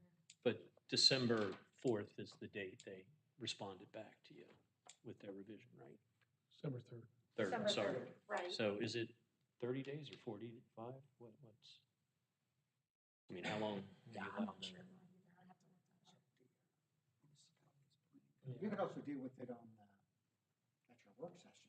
Yeah, that's true. We've got the 16th. We could slide it in. Okay. Would there be enough time to do that? Well, I mean, That's a Can- great question. well, can you get somebody to give estimates between now and the 16th? Yeah. Okay, that's your answer. There's our answer. So let's, How many phone calls tomorrow? It's calling a couple Just- contractors. yeah. All we need is 2, in my opinion. So you're gonna make a motion? I'll make a table this. motion that we table the request from Triple Crown Corporation and defer that discussion until our December 16th meeting. Second. Any further discussion? All in favor, signify by saying aye. Aye. Aye. Motion carries. Yes, December. Yes. Next item on my list is the North Sherman Street project. We, as far as our requirements of what we had to do, we have the permit, we've done the seal, we've done everything. I had a meeting with them last Thursday, a Zoom meeting again. Went over the SUE results with them, and PennDOT is now taking the lead to take care of anything out there. We're done. I mean, so it was supposed to go out for bid here in December. I think they pushed it back to January, so it goes out for bid for January for spring construction. Okay. So, I mean, we'll still continue to have these meetings, but the last meeting was, we've done our due diligence. They asked about did I want to change the pipe to a squash pipe to help with cover? I said, that's fine. I said, either one works, and he said it's based on whether or not we find one. We never found the water lines, is what the issue is. No. So the water line was probably marked, probably 8 to 10 feet away from where it was supposed to be. The gas, or the sanitary force main was marked about 13 feet away from where it was supposed to be. So, we've done our, like I said, as part of our shoot, we've done our due diligence. I seen that, situation on the news, Western PA, they, digging up gas lines and hitting because of mismarked utilities. The gas line was marked dead on. I didn't have a problem with the gas line. That was marked. That's a good thing. Yeah, that was, in fact, the sanitary sewer line was on top. We found the sanitary force main. It was on top of the gas line. They were touching. You found it digging for the gas line. Yeah, we found it. So digging gas for on the top of gas. Yeah, yeah. So we did find that, and we reported it where we found it. It was not where it was marked. So it was about I think the force main was 9 feet off, and I think, again, we never found the water line. We dug 5 different places for the water line and never found it, per the PA1 call. The other issue, the other one that's open is the final permit for Espresso. That, at my understanding from talking with them, is that is in the right of way. They want to make sure there's enough right of way to do the work, and the right of way department still hasn't issued that permit. So, but everything else, as far as the plan itself, the layout, the stormwater revisions, etc., that's all approved. They have no outstanding comments. It's just the right of way. So I was supposed to have that approved by a week after the last meeting. They told me, and it's still right where it's at. So we've checked on it weekly. And they is PennDOT. Yes. Any questions for Byron? None for me. Thank you, Byron. Thank you. Shane? Any questions on my report, gentlemen? Yes, looked like you were busy. What's that? Looked like you were busy. Thanks for the leaf cleanup. Yeah, leaf season is officially over, so. Yeah, well, I wish you'd tell the leaves that. But Well, yeah, they're gonna keep blowing around, but. If there's no question, Mr. Chairman, on report, I'd like to stand on my shoebox a little bit and preach for a second, if I could, please. Oh, okay. I'd like to talk to the public, and it's, from what I can see, it's no one in this room. I'm hoping people streaming get to see this. Plowing snow this year, last year, probably the past 3 years, 4 years, it's getting really bad with parking issues. No one parks in their driveways anymore. I know you do. You're about the only one in the development. So, but the problem we're having is with a couple of developments, Greenfield, Northern Heights, not so bad Northern Heights, but Orchard View and Sherman Oaks. Sherman Oaks is a big one. Mr. Chief Stevens over here can back me on that. It's getting so bad last year in Greenfield and even years before that, some of my larger trucks had to back out the road because they couldn't physically make it down the road. What's happening is cars, it's not an even stagger on both sides of the streets anymore. They're just lining both sides of the streets. So I ran some real quick math here. Those roadways and those developments are 26-foot roadways. The average car on Google, they're saying 7.5 to 8 feet wide. You get into pickup trucks, you're at 8 feet, easy. So you have a car on both sides of the road. I just lost 16 feet right there of that roadway. That narrows me down to 10 feet. And then if you're lucky, they park to the curb, but add another 6 inches here and there, both sides of the curb, I just lost another foot of that roadway. So our largest plows, 2 are 12 foot 4 inches, and the other 3 are 11 foot 4 inches. Now I know you're thinking, well, then there's no way you can fit, but What a lot of people don't understand is you take a 12-foot, 4-inch plow, put it on a 33 to 35-degree radius because you're plowing to the right. That knocks you down to a 10-foot, 4-inch cutting radius on the roadway. So the 11-foot plow, now you're down at 9'6". Trying to fit 9-foot, 6-inch plows through a road that I barely got 9 feet on, and that's what's happening anymore. Tried to get on some Facebook the other years through the police chief and things like that to get it out. I'm asking people, everybody loves their social media, help me out here, you know what I mean? Help me out and post these HOAs and things like that. I don't mind cars in the roadway. I understand you have a family now, you got 2 or 3 kids driving, I understand that. But I can show you 75% of these developments, the driveways are empty. Completely empty. They decide to park on the street because it's easier to clean their driveway throughout the snowstorm. That's probably the biggest deal with this, but there is other concerns here. The second concern is now we are not salting the roads properly. I can turn the spreader down to almost nothing, but then I'm only laying a foot wide path down through there. I have to somehow salt that 9-foot path going down through there. In order to do that, the left side of the vehicle, what do you think that salt's doing? We're hitting these cars going the whole way down through there, and there is nothing I can do about that.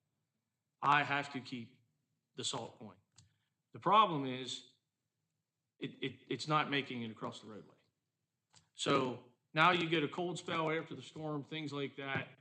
That snow that's under there, of course, the next day people go to work 2 days later to pull their cars away. And all of a sudden I have a 20-degree week where it's teens at night. We're not going to get that snow back off that roadway. It'll be frozen there till March, April if you're lucky. Because without that salt underneath it, people think, oh, the plows will move anything. Doesn't work that way. If it's frozen there that hard, you will bust plows trying to move that. So, hold on, I just took some quick notes here today. Oh, you see my picture up there? That's Sherman Oaks right there. That's Apple Tree Lane back there. That plow right there is in the air just to show the effect. I just want everybody to know when that plow is on the ground, the only 2 things we see are them 2 orange whippies right there. That's all we have to go off of looking out the front of that truck. Those plows wiggle, you know, they move, they wobble around a little bit. Snow pushes you left or right, you can feel it, and you're literally inches from hitting them cars. So we are not responsible for the cars if they are hit. I've had people yell at me already, hit my car, go ahead, I don't care, you're paying for it. Township doesn't pay for it. We are emergency services in that situation, and your car insurance has to cover that. No different than a police chase or an emergency for a fire truck, something like that. So everybody wants to, you know, say it's our fault and all that. But the other thing I got stopped for on this same street right here is real nice lady complaining because where her neighbor parks, I have to go around that car. Right past her car is her driveway. It takes me the next 15 to 20 feet before I can get back to the curb line again. So now this nice lady parks in the driveway, the neighbor does not, and now 6 feet in the roadway in front of her driveway is not plowed. And she wants it plowed. You know, some people try to block us from doing that. But so now she has to shovel out into the roadway because of her neighbor. And I informed her she had to talk to her neighbor, you know. And then the last one I believe here is the parking in cul-de-sacs anymore. We have parking in cul-de-sacs. I understand that they are the most difficult things to plow that I've ever seen. Some cul-de-sacs we have nowhere to put the snow. Some cul-de-sacs we do have room where there's no driveways to put it, but then people park in front of that. But the problem we're having with parking now is we can't even turn our trucks around in the cul-de-sac because they're parking straight into the curb, if that makes any sense. Instead of parking along the curb where we can maybe get a little room to make the turn and do what we need to do, no one does that anymore. They park straight into the curb. So I'm putting this out there. I didn't know if Chief wanted to say anything. I spoke with him a little bit today. He's running 8.5 foot pieces of equipment, if not more, 8 or so, and trying to fit down these roadways also, so. We're at Hunter Williams is just on the engine rescue. I would imagine the ladder trucks that come into our area are much wider. And take up a great deal more room. They have to maneuver through the same thing. Yep. My understanding was when a lot of these developments were in, that there was not going to be any on-street parking. That's why they had driveways. And most of these residents have double wide driveways. Mm-hmm. They're not single width, they're double width. But we constantly run into that. Cul-de-sacs, hammerheads are an absolute nightmare. As Shane said, people nose in, they don't park along the curb. And if I gotta get an engine onto that cul-de-sac, once that engine's in, that's it. I can't get any other apparatus back there. Playing the fire, like we did this past Sunday, that's everything. That's everything. Asbury Point, July, August, we had a house well on the cul-de-sac in Asbury Point. Luckily, it was daytime weekday, so a lot of people were gone. They were at work when the call came in, so we didn't have too much issue there. But similar conversation came up completely unrelated to this at the Manchester Borough meeting last night, but it did involve a development that both of the streets have hammerheads in.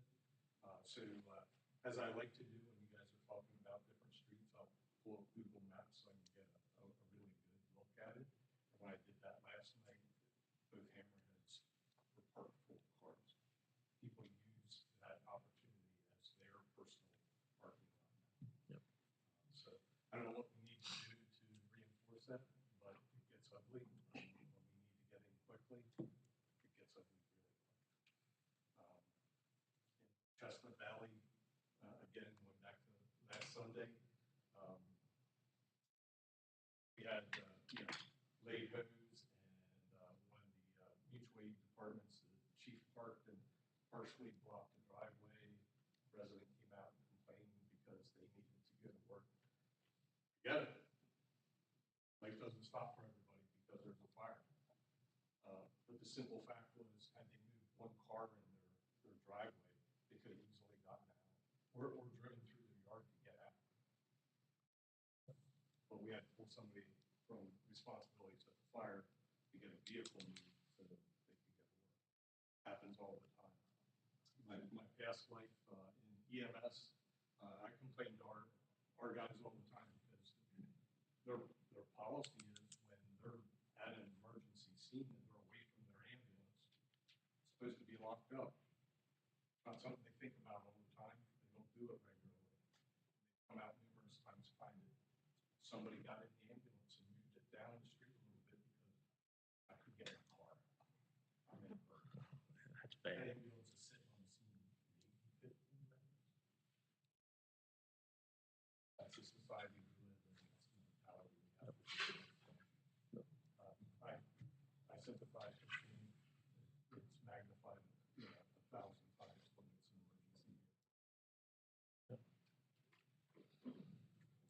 Is there anything in our ordinance that addresses it? Probably not. The developments were built as no parking developments. But is it in an ordinance something that's Still on enforceable? the plans, So we should go look. but how do you enforce it? How do you get enough police to enforce something Well, like that? one thing at a time. Yeah, okay. Yeah. First you need something that you can actually enforce upon. Part of it, I think, is just education, because some folks, just, it doesn't resonate with them. Right, right. And I don't know how to get Yeah. it out there. You And- can't go and- door to door and and I explain used this to- to people. I used to live in developments, and Mhm. personally, I'd park in my driveway because it was less the shovel. Yep. Because of what you mentioned, I wanted that plow to get right up against Yep. the edge of the road. Yep. So when we cleared it out. I mean, we've even gotten calls already, hey, you missed the front of my house, or, why'd you leave that snow there? I know what's coming as soon as I drive out there, but I drive out there, they moved their car. Yep. And now they want it pushed back. We don't have time for that, and, during storms, so.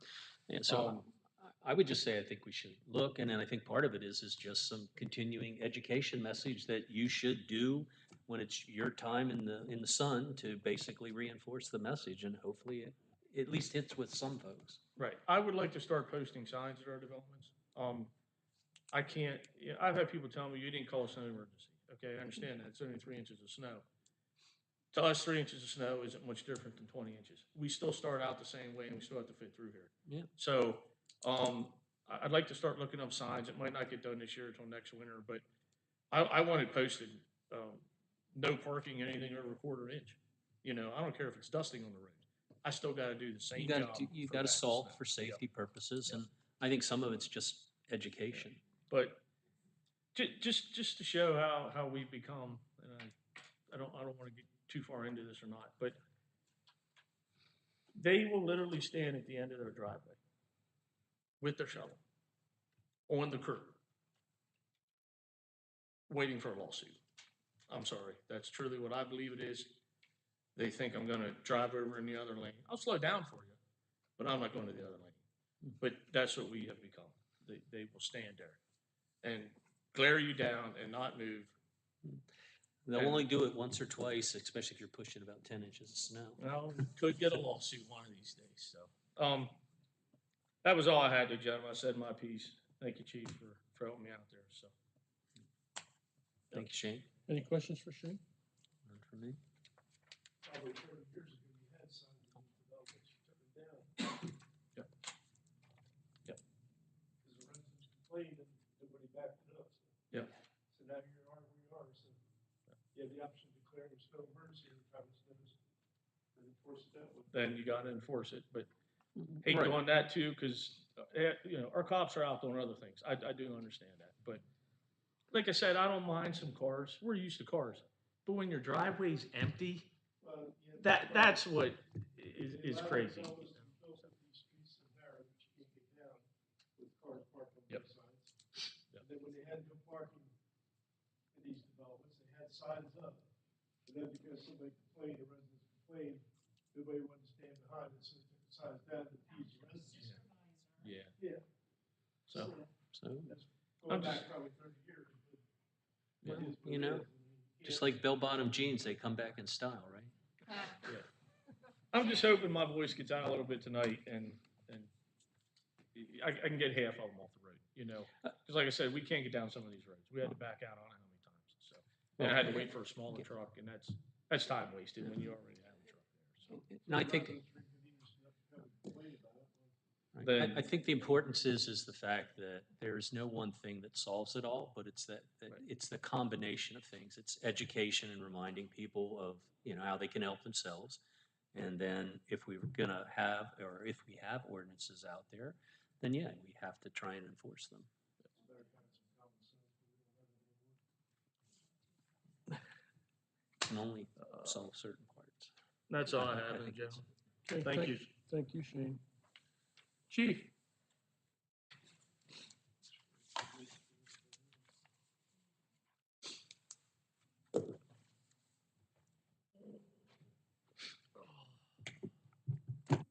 Good evening. Don't really have anything to add to my report. Hopefully you had the opportunity to look that over. I'd be happy to answer any questions. Have any comments on the report, but I did see that you had a fire, one of the developments, pretty Right. significant, right? Very significant fire, displaced 6 people, and that home will be demolished at some point. It's totally destroyed. There is more information to that, but I'm just waiting for the fire investigator to complete that before we can release that, but there'll be follow-up Did you within have the any next couple challenges weeks. getting into the development? I was just thinking about that. So we were Sunday afternoon, unusually, the street in front of the house was empty. I can't account for what that looked like, when the fire was discovered. Right. So did some people move some vehicles quickly? Probably. Sure. We do have Not water uncommon. Chestnut Valley is also wider streets. It does. So It does. getting through is. Different development. It is a bit wider. I literally parked in, the neighbor across the street parked in their front yard. I thanked them for letting me use their yard. And the guy apologized to me because he had the Christmas lights on like 8-inch stakes. He said, "I'm sorry, I would have gave you more room if I'd have known." So it worked out perfectly. Because that's the first thing we do. We'll try and get non-essential vehicles out of the way. So a command vehicle doesn't necessarily need to be in the street, and we usually end up in somebody's driveway or front yard, hopefully not blocking their car so they can go to work. But it's, emergencies are disruptive. There's no way to get around it. It affects an entire neighborhood in this case. Thank you.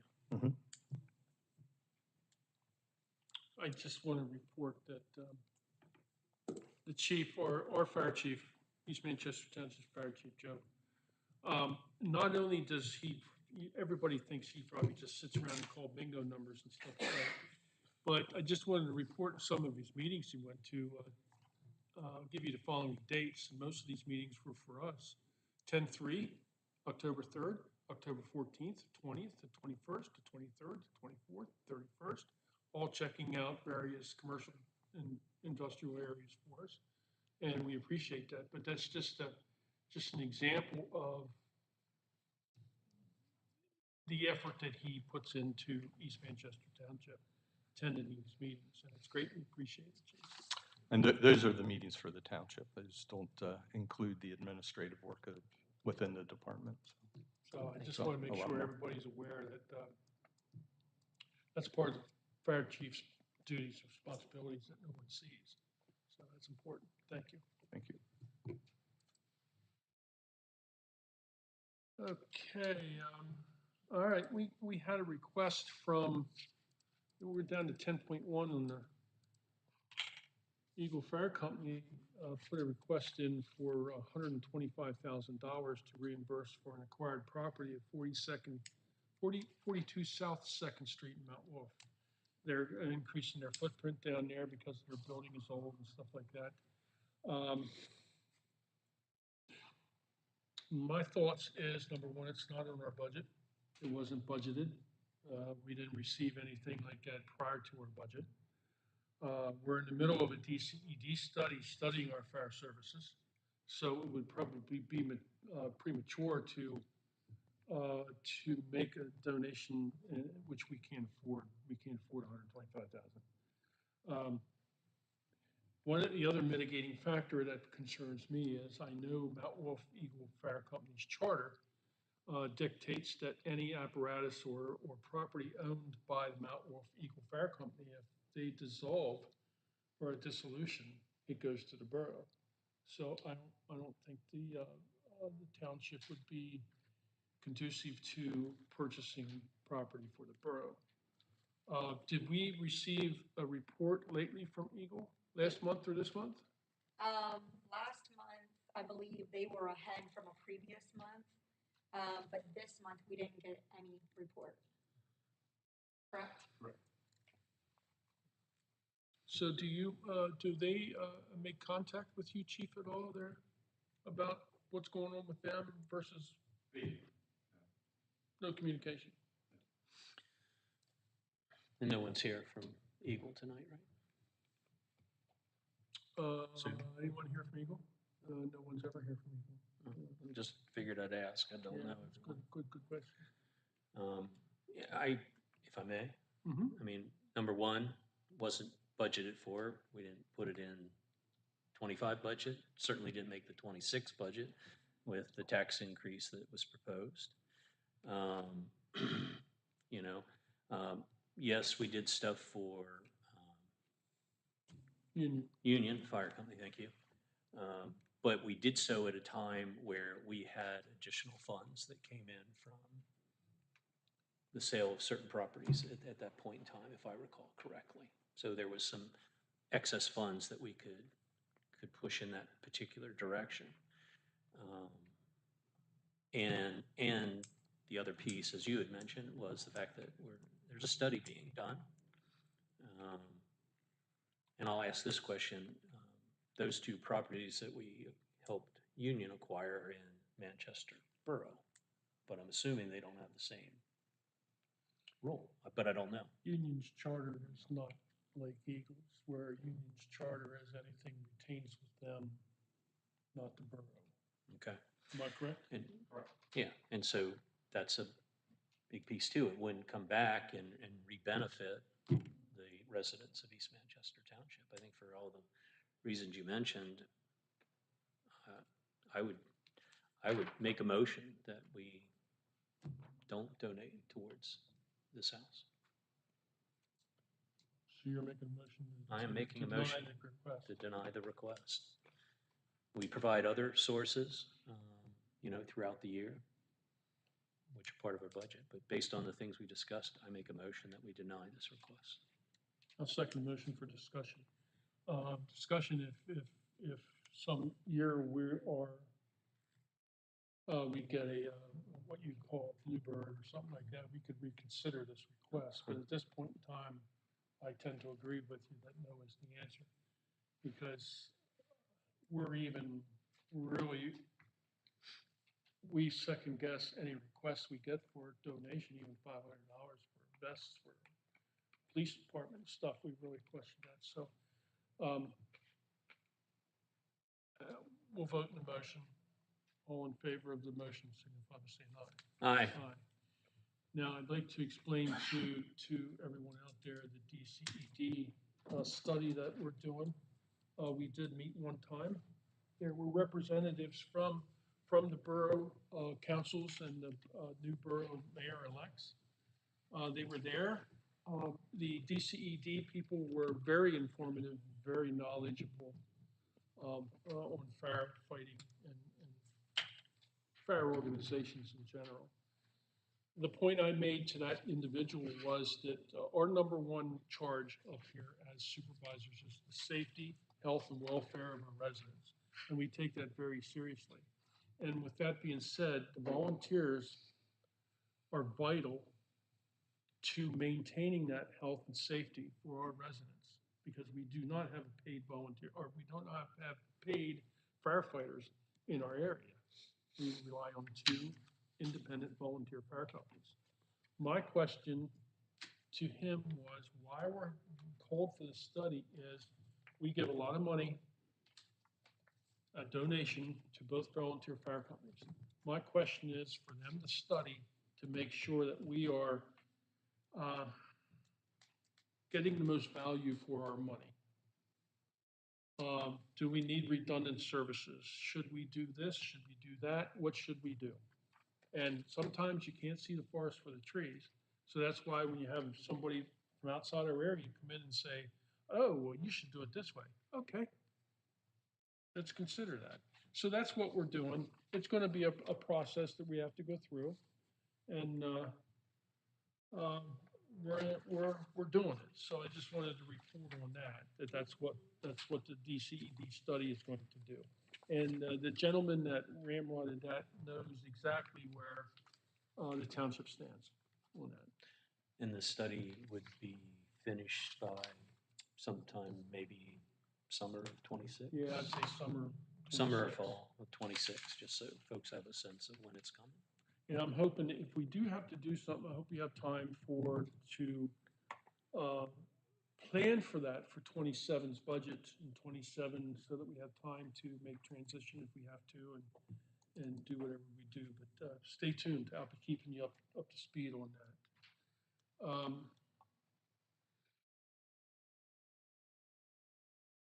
Our manager created throughout that meeting, because of that meeting, she created a joint statement from East Manchester Township to the boroughs of Mount Wolf and Manchester for a fire services study. And you have that available right now. Do we want to read that or what? I mean, you can read it out loud if you want. That's up to you. But basically, it's a letter that I just needed our board's blessing. The 2 boroughs are going to put their blessing on it, and then it'll get signed after the new year. And then it'll get mailed out to both fire departments. And it's basically just oh, that's not the part of it, sorry. But it's basically just a statement saying that the three municipalities are standing together to make sure that we give the best service to our municipalities and that we need them to, you know, work with DCED and us, and the other, you know, fire departments, work with each other really, in order to achieve, you know, the getting results from DCED through this study. So this is the beginning steps. It's because there's been a lot of butting heads between the departments and butting heads with the municipalities, you know, to where we needed to make sure that we were all unified. And if I may, the shared goals that you have identified for our fire services was unified service and coverage, improved efficiency and resource sharing, enhanced training and professionalism, financial accountability and sustainability, community engagement and recruitment. The expectations for the fire departments is, like she mentioned, cooperation, communication, joint planning, operational evaluation, fiscal transparency, continuous improvement. I feel we need to know a forward-looking, which Union did give to us their budget, and it's forward-looking. What capital expenses are you going to have in the next 5 years, that sort of thing. That's what we need to do to best manage our money, because we're dealing with your money. So we want to make sure that it's dealt with at the most efficient way possible. So, like I said, stay tuned. We'll be giving reports on that. I don't know the frequency of our meetings yet, but I think they'll get pretty frequent after a while. So I'll make a motion for this joint statement. It's that good, and it does put forth our reasoning why we're doing it. So I'll make a motion that we send this letter after she finalizes it, and we're waiting on Mount Wolf to let her know if she can finalize it, if they agree with it. I'll make a motion that we sign that next time we're in and it's ready to be signed. I'll second that motion. Any discussion at all? All in favor? Say aye. Aye. Aye. Manchester Borough did approve this. I don't know if you said that. Yeah, well, yeah, I just left them out because I knew they did, but yeah, Borough of Manchester did. Yep. York County Regional Police Department report, it's nothing really special or anything going on. We're still struggling for police officers. We're trying to get new hires and lateral hires. So we don't have enough officers, plain and simple. Because it's a tough job. Not too many kids want to do that anymore, and I certainly understand. Northeastern York County Emergency Management Agency, there's nothing new from Mike, is there? Not really. He just said that EMA staff is going to be working on planning for 2026 in the coming weeks, and will be adjusting some new goals for the new year in preparation for the upcoming TMI reopening. Yeah, we're still waiting to hear if that's going to be another unfunded mandate that we have to buy radios and laptops and certain things, and we don't get any funding for it. That usually is how it happens. Sorry to say. It takes me down to your report, Ms. Manager.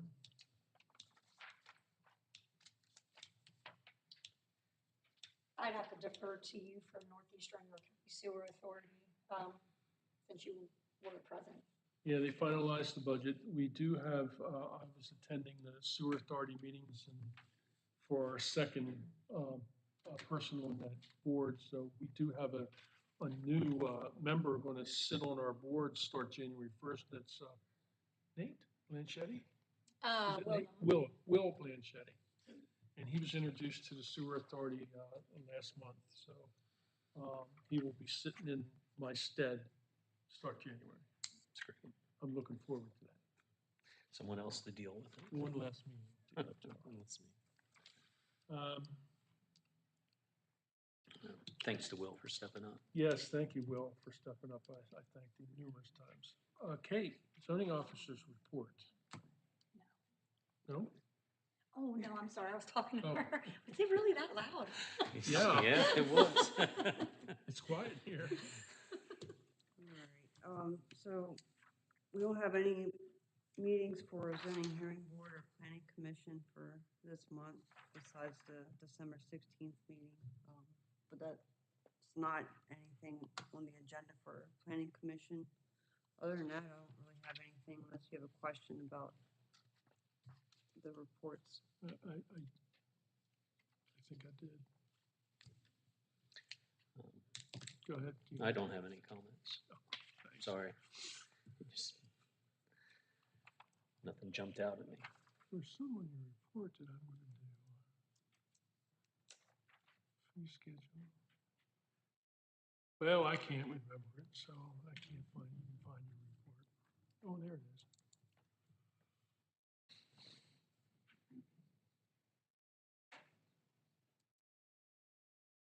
I mean, I do see that permits were almost equal to last year, off by 2 as of the end of November, so.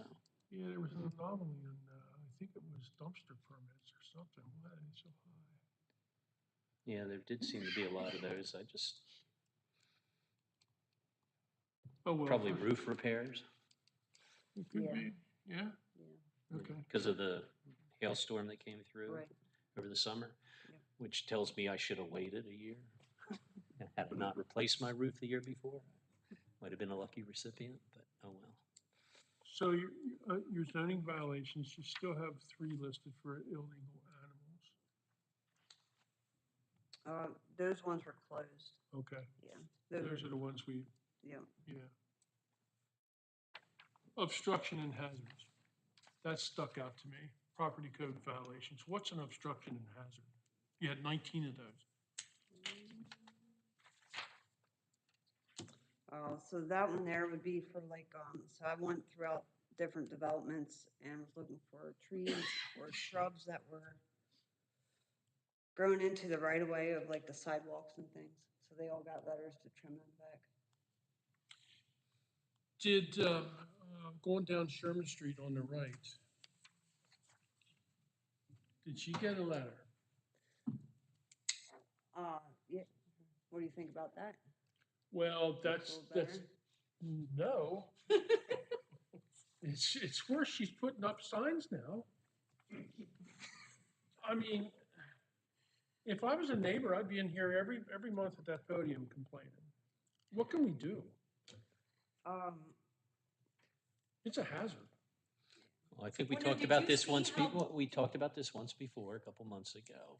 Yeah, I'm gonna keep bringing it up. No, I mean, no, it's a valid point, but what I recall was a function of you can continue to fine and penalize and whatnot, which apparently we are doing, or you go in and take your own action, some legal action to go in and do it, which was, if I remember what Andy said, is a bigger challenge.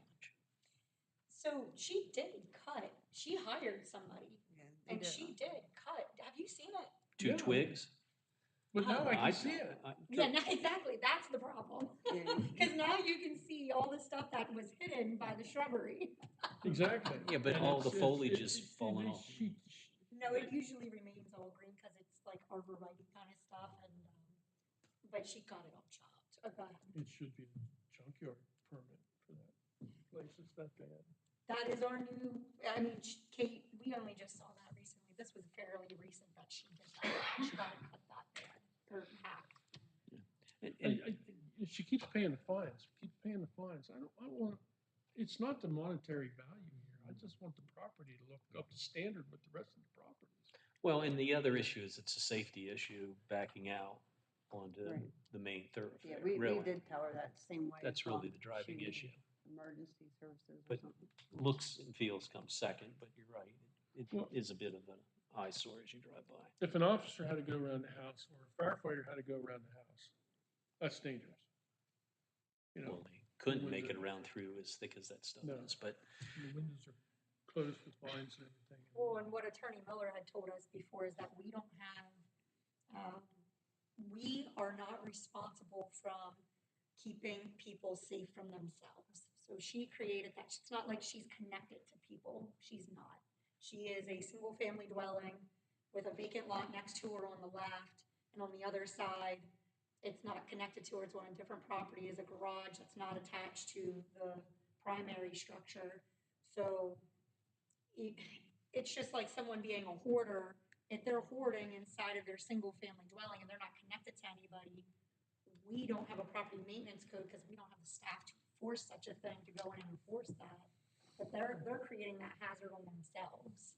And, but in the same sense, we do have the high grass and weeds ordinance, which worked because she got it cut. It is. We can't make her cut the front trees though. We can't do that. That was the wall of trees that Kitty allowed her to put up.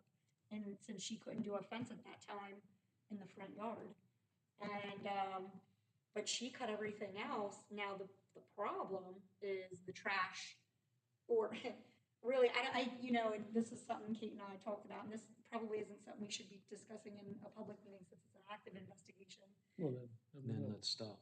But, I was just gonna say it's tarped, Okay. so. Well, thank you, Kate. Any questions for Kate? No. Okay, no December meeting for zoning hearing. Planning Commission is with us on the 16th of December. Codes Enforcement Officer report. Any questions? No.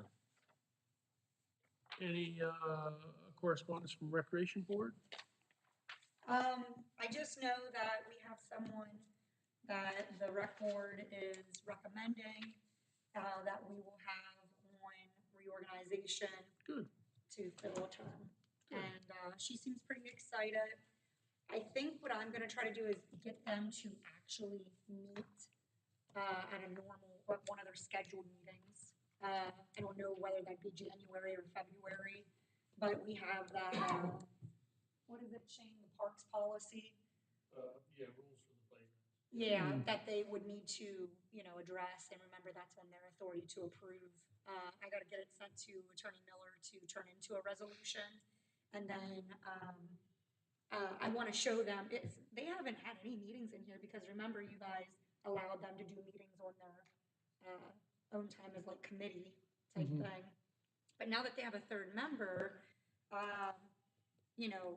whenever we get residents who have a recreation issue or idea or whatever, that should be in a formal meeting. So I'm going to go over how to get into the building and, how to use our, speaker phones if they wanted to and things like that. And then maybe show them how a meeting would flow and how they could go about a meeting and just kind of teach them. That's my plan. Because my hope is with a third member now, who seems pretty motivated, I'm thinking that maybe we can start to get somewhere with that recreation board. And of course, keep spreading the word that we need more recreation members. And we have some funds in the rec fund that can be utilized Yeah, to do things. There's so much we can do. We just gotta, get somebody to organize that, like Christmas things or Yeah, whatever. yep, We food do. truck events, Yeah. yep, Yeah, okay. Okay, thanks, Krista. yep, you're welcome. Takes us down to 11.4, resolution number 2025-16, adopting the 2026 budget. This was advertised 2 times, per the municipal planning code. And, I do just, more of a question, mainly because, the last thing underneath the manager's report is Savvy Citizen. That was a fairly newer item that we researched and stuff due to popular demand by the public of being more transparent, going further than what we are already with the newspaper and our website. So, one thing we investigated was, the email blast versus, something that's commonly used in York County, which is Savvy Citizen, has very good reviews. I sat through a presentation with our IT, head, and, we both agreed that, that we recommend going forth with that.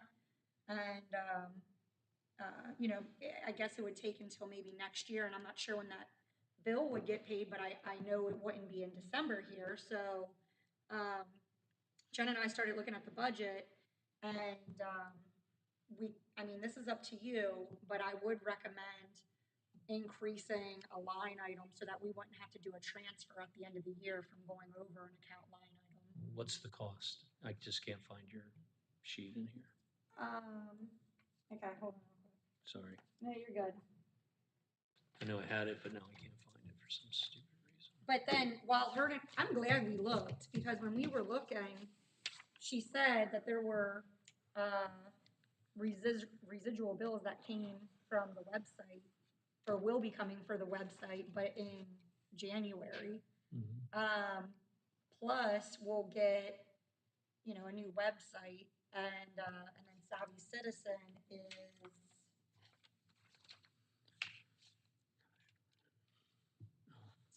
It's a one-time setup fee of $500. It's $3,099 a year. So with that one-time setup fee, you know, we So say it's 3,600, $3,600. right? Yeah. So I'll just cut to the chase. Sure. Quick answer is we'll find money in one of the other line items. I'm not changing a $5 million budget for Okay. $3,600. Very good. I thought I'd say it to you and for an option, but yep, we don't have to. That's do my anything. recommendation. I don't know how. I concur. Okay. Yep. Whenever you're accepting questions about the budget. Yeah, we're about ready to. So why don't you start us off? I will. Okay. How come we just pulled it off tonight?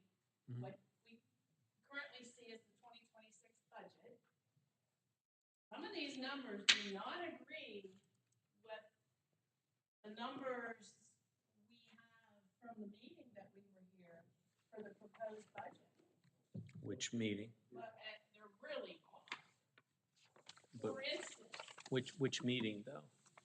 the one we were here for hours, on October 22nd. Okay, thank you.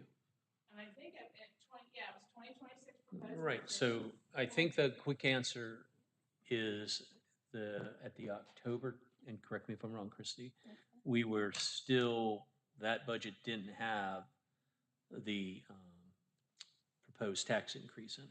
Correct. So Correct.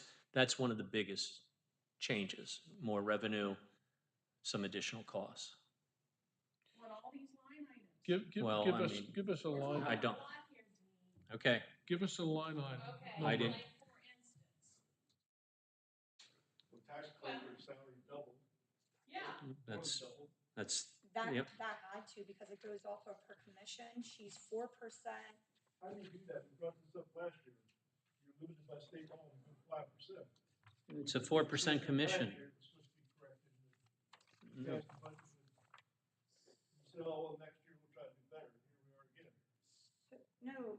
So, okay. That was in a different. All right. It goes 4% on discount and face, 5% on penalty, okay?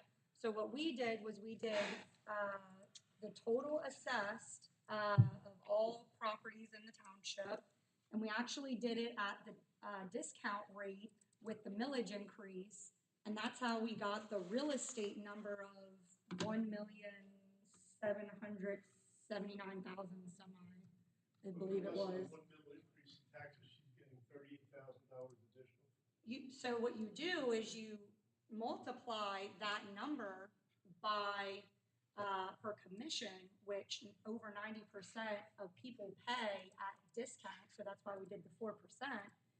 And you take that number and multiply it by 0.04, and then you actually get around probably just under 72,000. The reason why we increased it doesn't mean that's what she's getting. We put cushion in there because I wasn't sure what about, how much is she getting from per capita, or what really comes in after penalty, or because penalty would be at 5%. That's why. I mean, I just over increased it. It doesn't mean that's what she's getting. She will literally get her commission based off of what she collected. This is a budget. We're just estimating here. You know what I mean? No, let's be very clear. We're not making up numbers. We may have made a miscalculation there, but it is still based on a calculation, okay? And the answer is it's 4% of the revenues that are collected of that property tax, is it not? So let's do another line. Well, okay, and I appreciate it. I'm just trying to go back and catch up with where you're at. Can I just a question, and I don't pretend to know this, the way it works, but I Googled it, as what the rules are as far as the state guidelines, and the guideline is it's a maximum of 5%. Yeah, and I did look that up as well, since you asked me. But it said it's very common to see 2 or 3%, and I get that there may be some incremental more work because she's collecting a larger amount of money, but you're still just getting a check from each resident and processing it. Would it be realistic to renegotiate those terms? I think it's something we can consider, certainly. But again, in the grand scheme of a $5 million budget, this isn't going to make a material difference, but I would investigate it. And actually, I want to, because it's a great question. I didn't know what I didn't know. But I mean, I'm not going to change a $5 million budget for this one line item. I just, I respectfully. Yeah, please. It seems to me, and I wasn't a part of your budgetary meetings, Mhm. but you spend 3 hours or more going over the budget. Going through a couple And hundred you're line also items. responsible for representing the public Mhm. in this. It seems to me that seeing a tax collector's revenues go from 38,000 budgeted to 85,000 is something you would have caught in the draft. In all honesty, I did not, and I missed it, okay? Mostly because my mindset was, oh, we're increasing the revenue, it's commission-based. I didn't know what I didn't know, that we had maybe the possibility to negotiate it. So when you ask the question, I would take that under advisement. That's new information for me. Again, that's the reality of my situation. But if someone tells me it's commission-based, for every dollar, they get 4 cents on the dollar, I'm like, do the math. Okay, there it is. I mean, that's a valid number for the budget until I get new information. Your question to me gave me new information. And I understand that. I guess my question is, where is the stop or start on that process? Does it have to be a citizen does the research to bring it to you, or is there a way that you can figure that out? No, I mean, ultimately, it's like anything, right? You learn as you go along. Okay, and so that's a piece of information I didn't think of because I just asked the question and it was a math exercise at that point. So, your question stimulated a question for me, which I've asked, and yeah, we'll take it into consideration.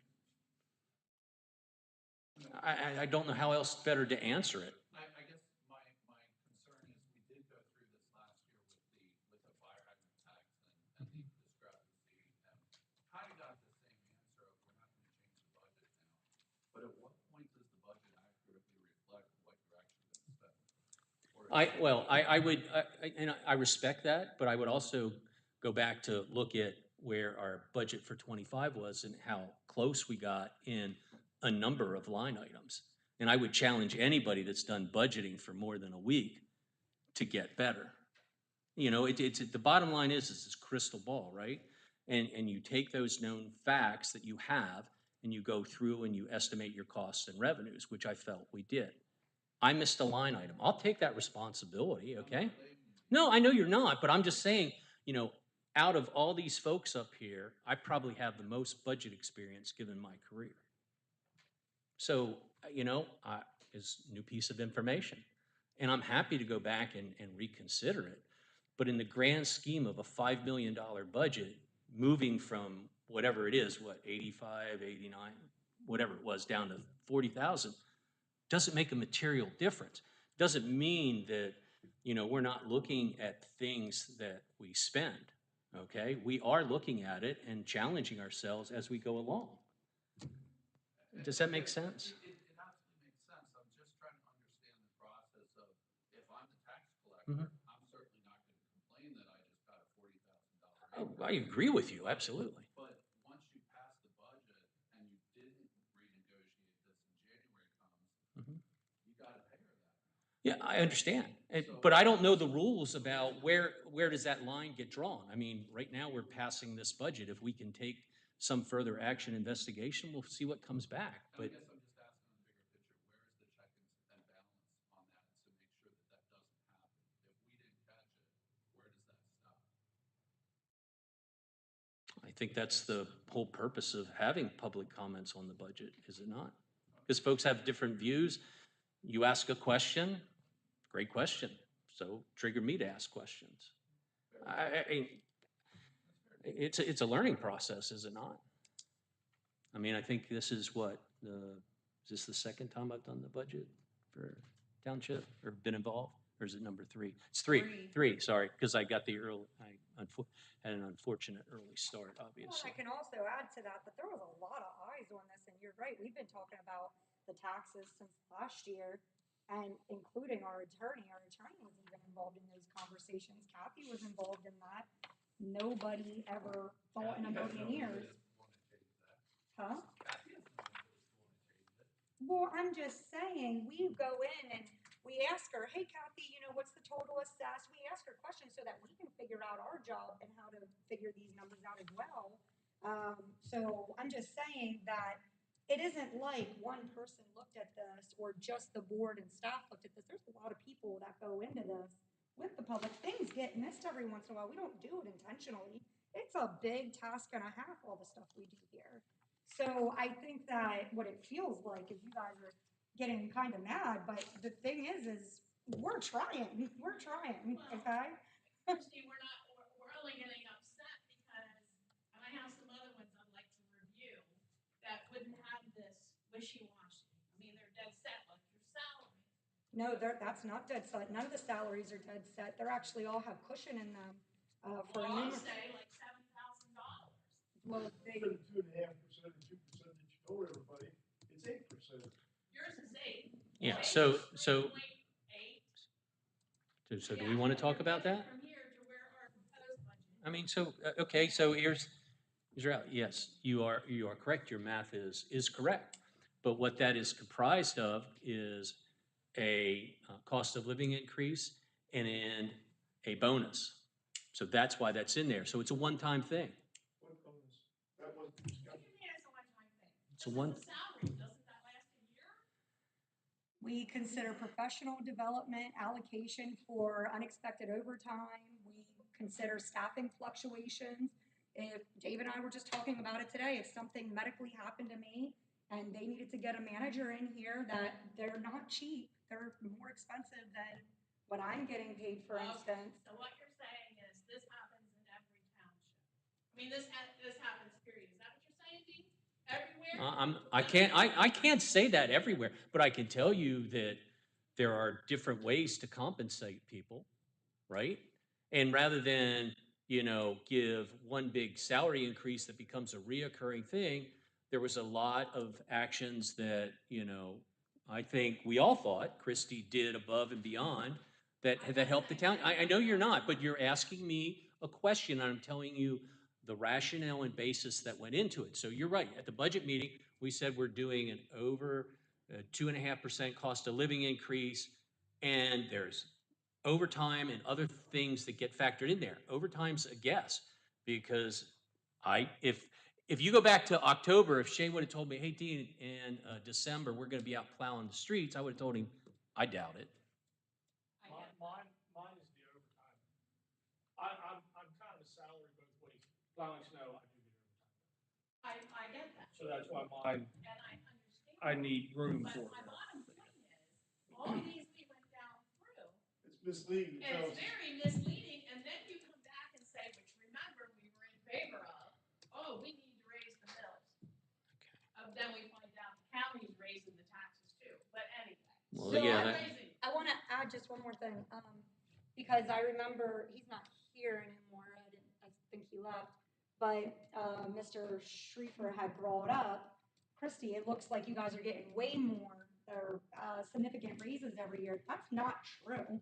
Sometimes there are extra pays that came residual from the previous year, it'd be one, and sometimes, and it happens every once in a while, where it does it again at the end of the year because of the way our automatic, we have an automatic thing that happens, and we can't control that. So yes, we do put extra money into those account line items because we have to account for the unknown. The thing is, and we're about to get into it right after this budget, is we're gonna go through this transfer of unencumbered funds. We don't operate, we can't operate exactly like a business because we're government and we're governed under laws.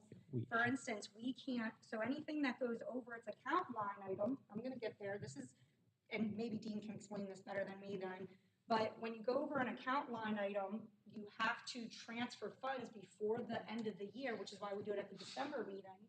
And there's things that, and I'll go down the reasons why we're going over, but you don't want to have a long list of that happening. So when we make these account line items tight, it creates a huge list of transfers in December to make our lines correct, to live within the lines.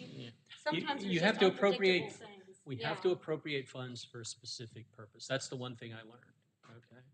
And so last year, at the end of the year, we had to move monies around to make the actual expenses equal the appropriated funds, all right? So we were good in total, but we got things wrong with line items. So, you know, my position I come back to is, look, if we've got good, solid information where it's a 4% commission rate, okay? And so for every dollar that's collected, it's 4 cents. Well, that's a very specific calculation. And the only thing that causes a difference at the end of the year is I either didn't collect as much as I thought, or we collected more. And when that happens, even though let's say we underestimate it, we actually collect it more. Well, now we got to go find money from another line. So I'm of the opinion, I'm not going to over budget to limit the number of line items we have to go around. I want to try and budget the best we possibly can so we get a correct answer, so that we know that what we're spending, that's what our target is. As we go through the year, looking out, you know, if we get it wrong materially, do we have other line items that we can move around? And I would say, yes, we've been fortunate so far. Now, if we get in a position where, and I don't know if you can answer this, Attorney Roush, but, you know, if we overspent because we had to, some emergency situation came up that was unforeseen, and we didn't appropriate enough money at the beginning of the year, that could be a problem, and we'd have to probably go through some other exercise, but that's, Well, you can always, I mean, you can always make those adjustments. okay. So But it's a process. it's a process. Well, can you understand where we? Yeah, Yeah. I can understand how this is Here's the misleading. one from October, and here's the one. Well, I just did the calculate. It has nothing to do with Christie's job. No, She no, no. does an excellent I job. just did the calculation from what was the October one, so I just wanted to go through and kind of see. So I think I can be on the same page as you. You know, And like we have. and so there were 56 line items that changed, roughly. It's just a quick calculation, and that's not even accurate because I've got subtotals in here with no dollar amounts. So hold 1 second, see if I can narrow this down. All right, it's 23 line items that looks like they changed from October. Is that about right? Honestly, I don't know. Okay. I was. Oh, that's fine. I just playing here with Excel on the fly. I could be wrong. The biggest ones popped out. Right. So there was a change in real estate taxes to the tune of $954,000. That's the tax increase. Okay. The next line item was per capita tax, $1,000. Hold 1 second, make sure I'm getting this right. Yeah, $1,000 increase. That's revenue. Earned income tax, another $100,000 was added because we went back and looked at where we are and where we think we would be based on some history there. General expense, recycling grant. Looks like it went up $10,000. Okay, and that's revenue. So now I'll get into the expense line items. So we decreased general expenses by $3,000. That's line item 400.240.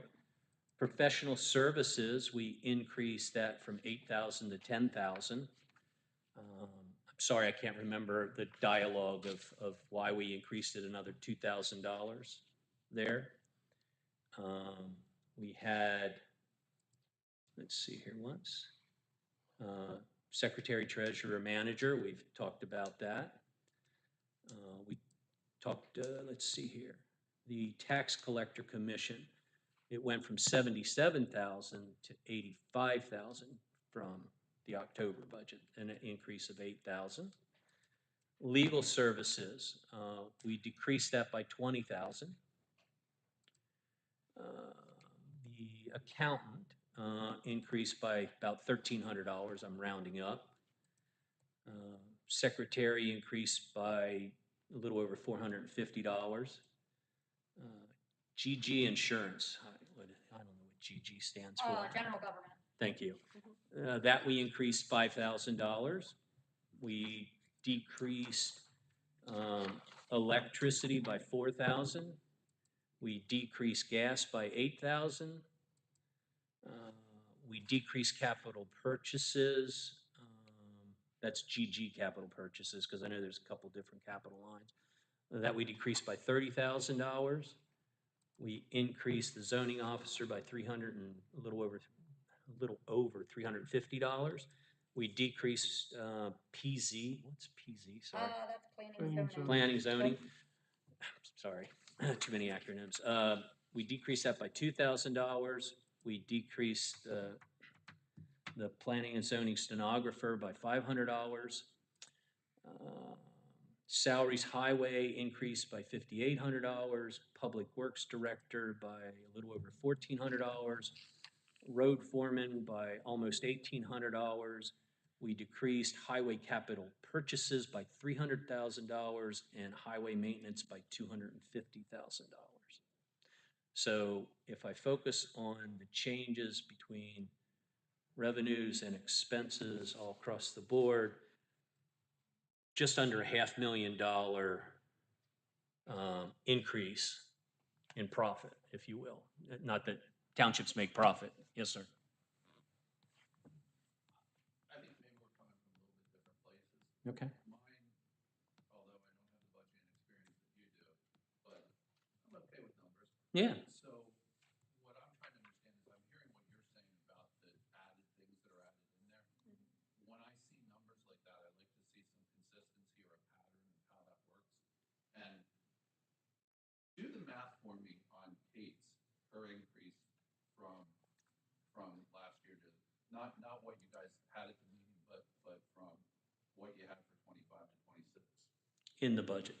In the budget. Yeah. If I'm accurate, it comes out to 2.2%. You could be correct, but I'll So see. that doesn't even work out to the 2.5% increase that she's supposed to get, let alone the extra padding that you're talking about. So I'm just trying to understand the process and how you're going about creating those numbers, because it doesn't seem to make sense. Sorry, I grabbed the wrong formula. Well, that's a great question, but let's see if I can get there. I wish Jen was here because she's the one, I don't know what to say about that. Well, let's see here one. Sorry, I'm taking the wrong increase. I'm taking the October. I gotta take the change from 25. I gotta take the change from 25 budget to 26. Sorry. You know what I bet you is. Let's not bet. Let's don't speculate. Okay, no, I don't think I am speculating here. I do know what happened. So once again, we do put more cushion in. That doesn't mean that's exactly what they're getting. If it was only a 2.2% increase, it means there might have been a little bit extra in there that technically what she's actually making will be her 2.5%. But in the budget, Jen might have not only needed to raise it a little bit. It's 2.2 from the 26 budget to the 25 budget. 2.2%.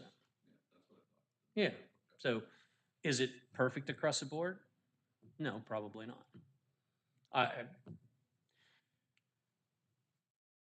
it's a great question. I mean, could we get better at that particular piece of the puzzle? Yes, absolutely. And salary and benefits make up 20% of the budget. So I would like to be better at it. It's understandable that the salaries and everybody deserves a cost of living increase, but my question is then why isn't any of this discussed at the other meeting as far as the bonuses and performance, whatever it is you decide? I don't, that's never traditionally talked about. That's between staff and management when they decide on the budget. Salary, increase the salary by, say, 2.5%, you tell us all this transparency crap. Well, We no, hold did. 1 second. It's not transparency crap. I think the, Hang on a minute. 2.5%, I mean, come on, you tell us 2.5%, and then the numbers come out 8%. you're looking at individual line items, and I think what we need to do is, when it comes to, that's a fair point, Howard. Salaries are adjusted based on how they do over the year or something. I mean, that these numbers are not. Well, look, Sometimes they are. Well, the way the process usually works is Christie represents her staff. And she would come in on this time of year and say, okay, Kate really outperformed this year, so she gets this. This is what I recommend that they get. Shane does the same thing across the board. With this year. Why say 2.5%? Just say. Because it's an overall. With this year, with the increase in taxes that we levied, I ran the meeting. I called everybody in there and I said, my suggestion is we give 2.5% across the board because the cost of living increase is like 2.8. We were under. I wanted to be conservative because we increased everybody's taxes this year. I didn't want people coming up and saying, well, Christie got 7%, and she got 1.5. I said 2.5 across the board. All his guys got it, he got it, everybody got it. Now there was a bonus thrown in for performance bonus.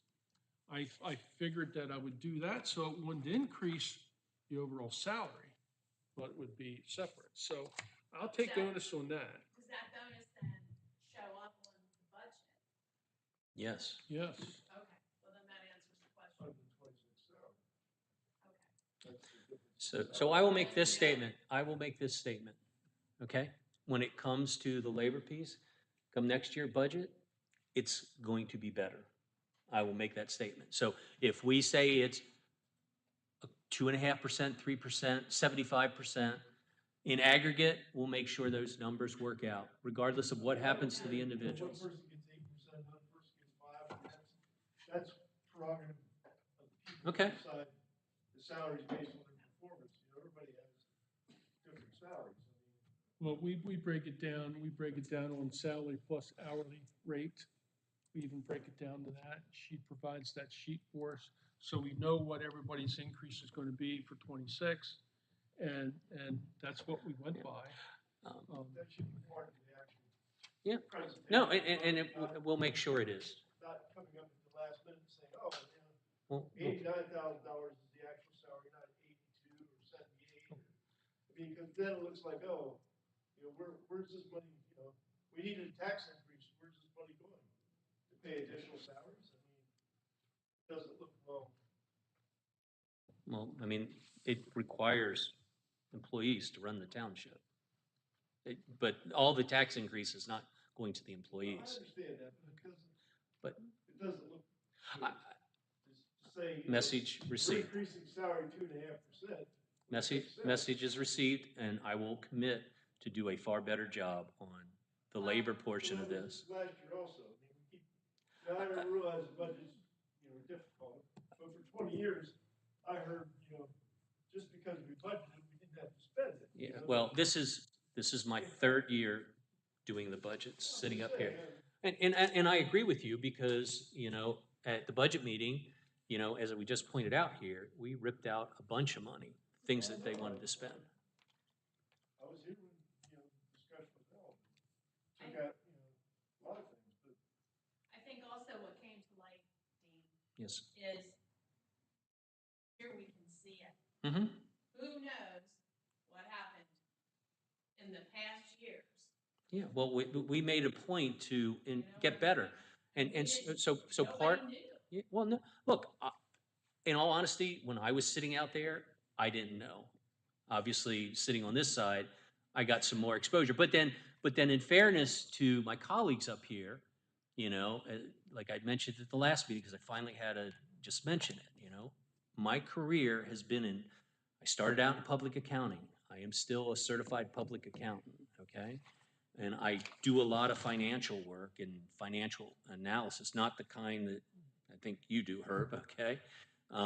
But different, but I've been doing budgeting for more years than I care to admit, from doing stuff in $100 million organizations to billion-dollar toll authorities, and fabricating numbers out of thin air because no one's done it before. And look, it's a black art, you know, and that's why I make the comment. If you've got a better crystal ball, if you've got more information, I'm happy to discuss it. But at some point, we need to move forward, okay? And I can always get better tomorrow. Now, if this thing was materially wrong, then absolutely, we'd have to go back and redo something. Next year, the 26 or 27, Mhm. you know, the budget that you present, you know, takes hours to get through all this crap, and then the final budget is going to be proposed in December. Yeah. Well, what I will do after this, and I do apologize, I should have done it. I should have done what's the delta, the change between what we last met, and I should have mentioned that at the meeting. That, I'll take that, I should have done it, I just didn't think of it. The last, you know, the last budget we had was from October, Yep. between October No. and it comes in December, and it's like, Yep. No, and your point's valid, and I will take that on. I should have in hindsight suggested that. I didn't. it wasn't proposed in October should be the same as being proposed in December. Or if it was being proposed, we should have told you what changed from that to the next point. Yeah, and we did talk about it, but we didn't have all the details. Yes, sorry, Herb. I'm going to take the other side of this now and just say, on the other hand, I do really appreciate all of the transparency that you have provided since your administration has started, because in the past, we didn't see any of it. Well, thank you. Well, plus the cute little graph lines in the thing, you know, that's due to Jen. It just doesn't look good when we see, or I personally speak for myself, but Yeah. when I see numbers in October, then this is supposed to be what we're working with, and then And you are absolutely correct. when it comes December, it's, you know, different. And it wasn't an attack, Christie, it was not an attack on you. Thank you. You've got to believe that. I believe you. It was not. Listen. Because we know It was a what kind of- point. You were we know making a what kind point. of job you do. Thank you. Yeah, and thanks for the questions. Thanks for letting us walk through this. Again, we'll do a better job when it comes to that piece. And just a takeaway for me is if at the last budget meeting, before we get to the final piece, something changes, we'll make sure we do exactly what I just spent a couple minutes doing here to catch up to where your math was. So my apologies. I mean, now you know us, we're here. Yeah, understand. Some other ones happen too. No, and, you know, hopefully if folks are watching, they'll send in some questions as well if they have them. So, are there any other questions regarding the budget? Because I know I'd like to put a pin in it if I I may. make a motion, we adopt resolution 2025-16. I think I'll second that motion. No, I absolutely will second that motion. Okay. I'm not going to ask for any further discussion. We discussed it. All in favor, signify by saying aye. Aye. Aye.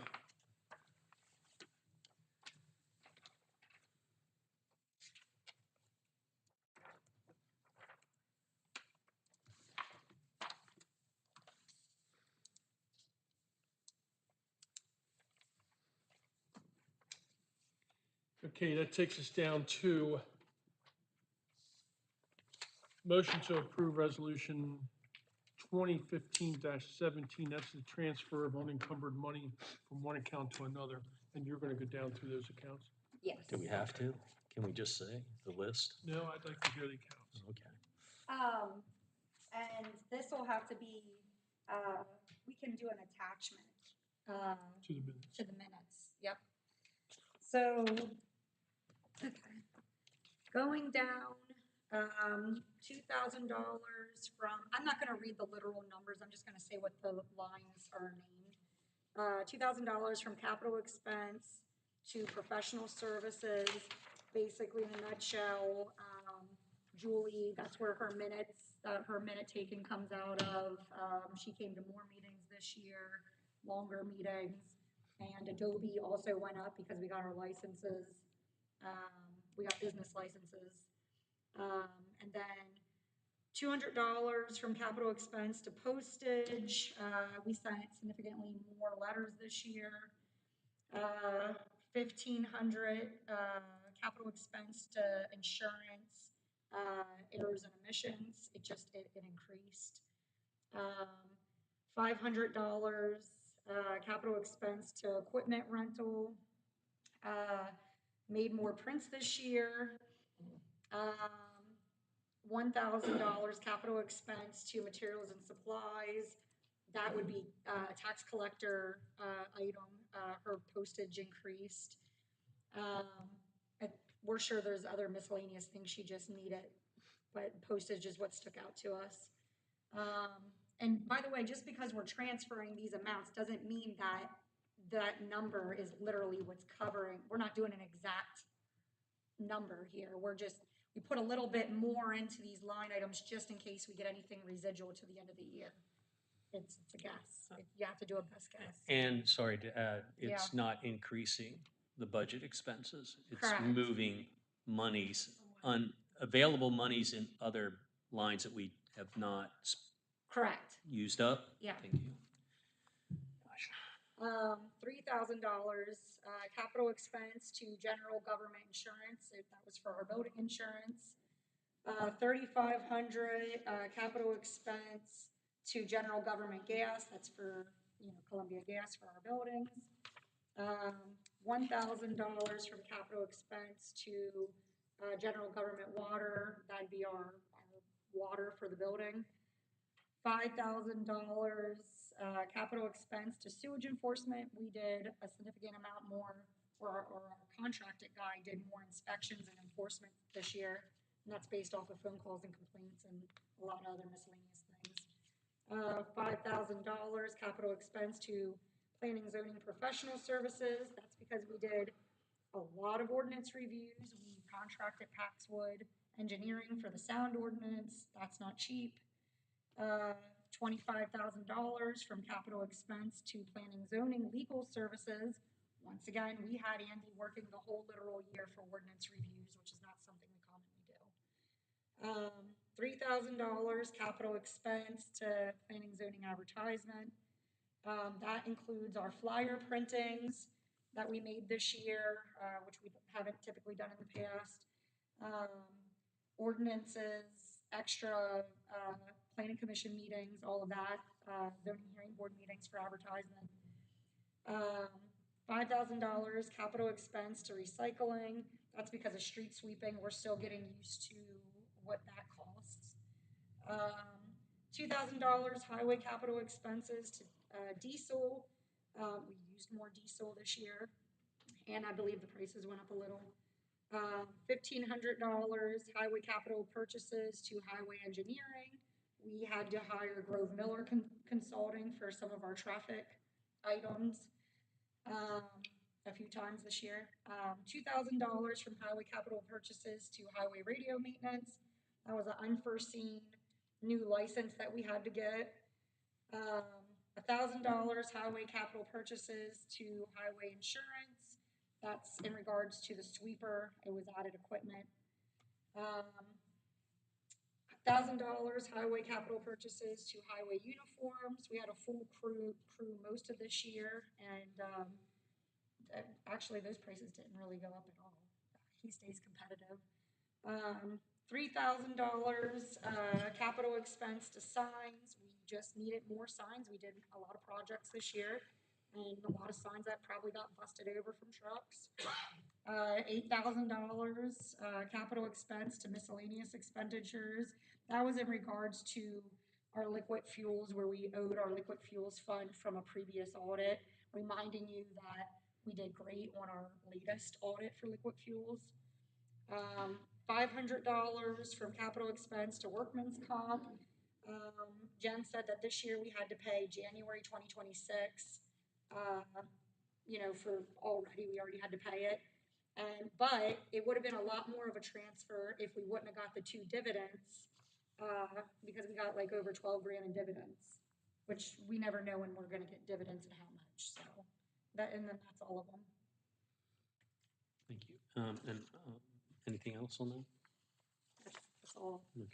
Then I'll just add one comment since we're on financials. Year-to-date, November of this year, revenue-wise, we're underrunning revenues by a little over $500,000.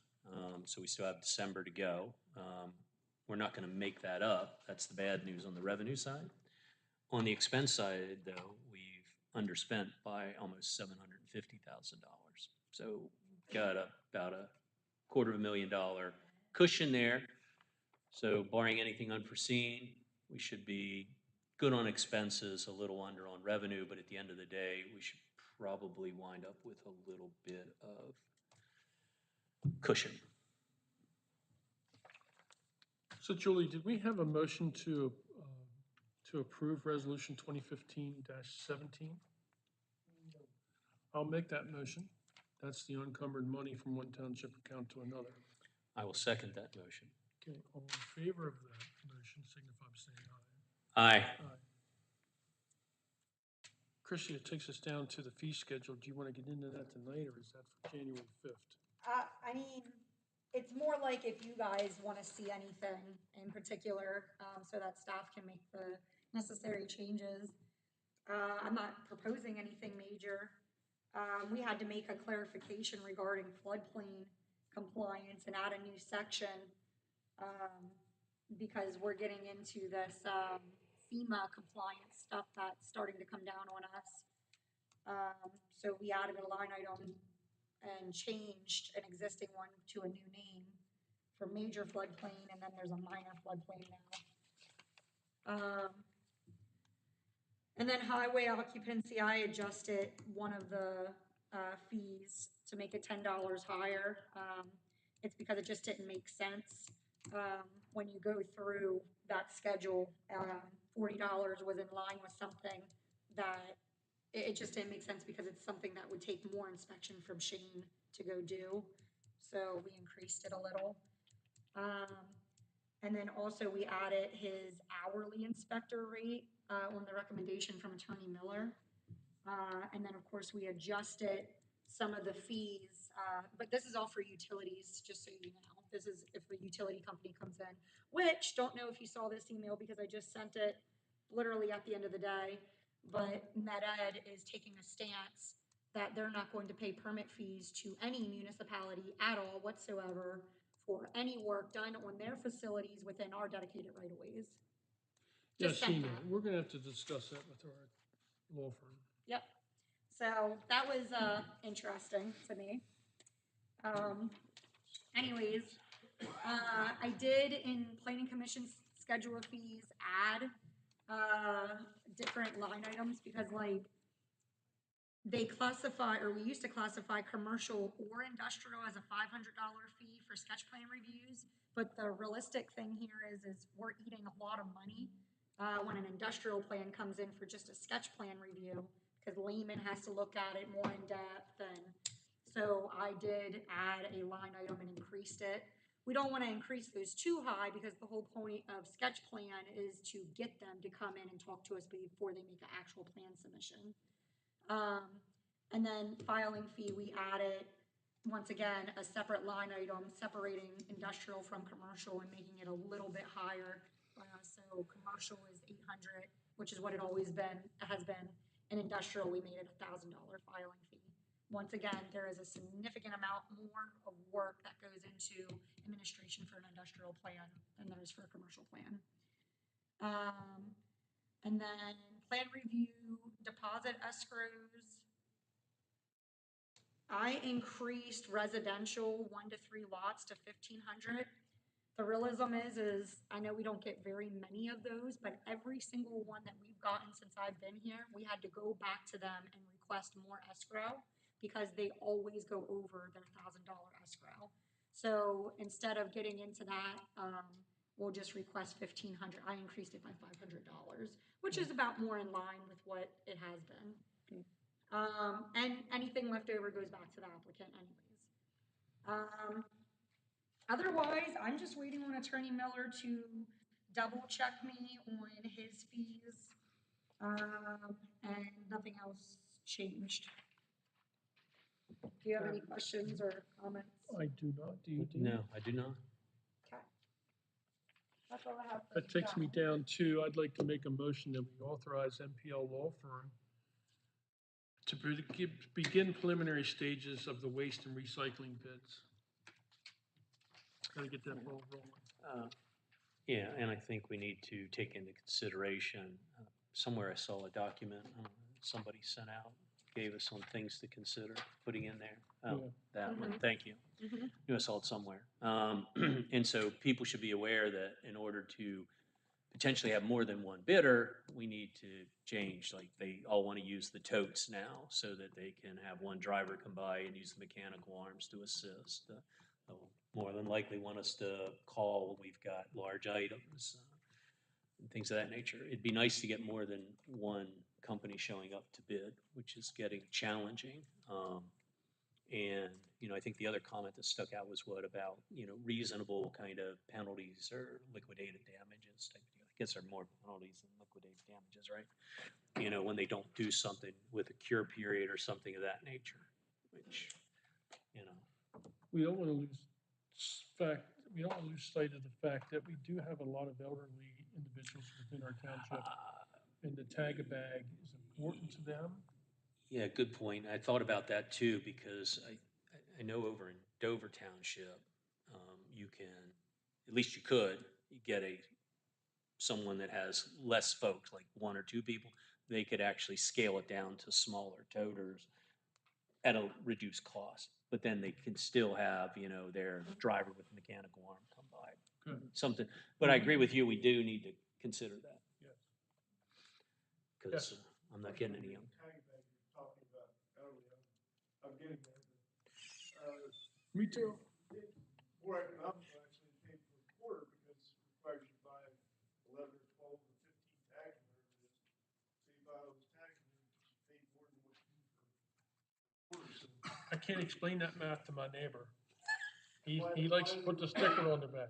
why do you have to buy so many tags? I know, that's another point we gotta bring Why up. can't we just buy what we need? I mean, I rarely when I put 3 bags of trash out a week. Yeah.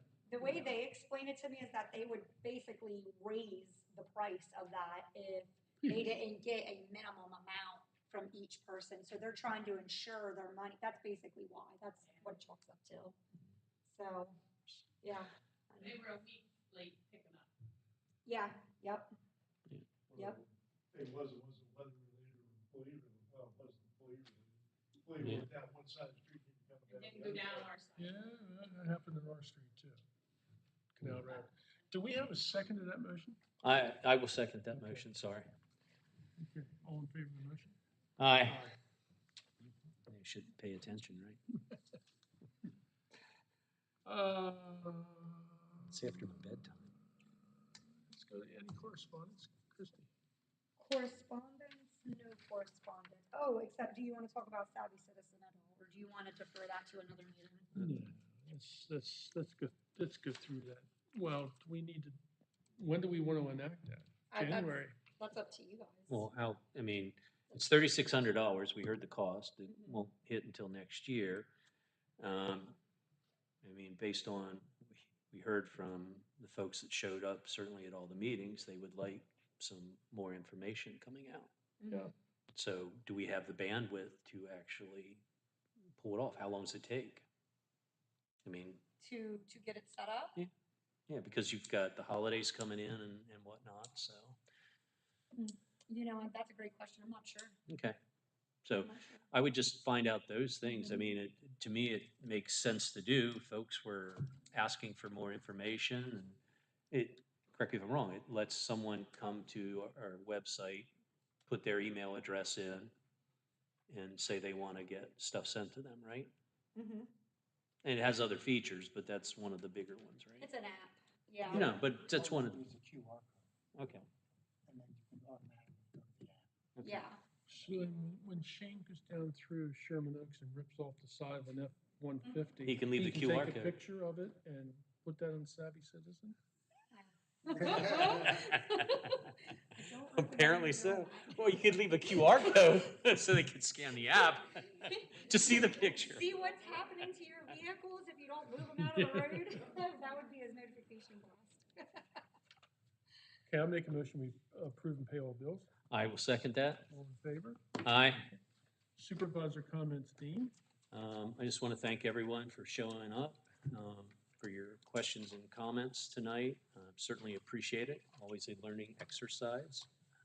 And hopefully the December 16th meeting will, be successful at moving forward to get the data center stuff, the ordinance headed in the right direction.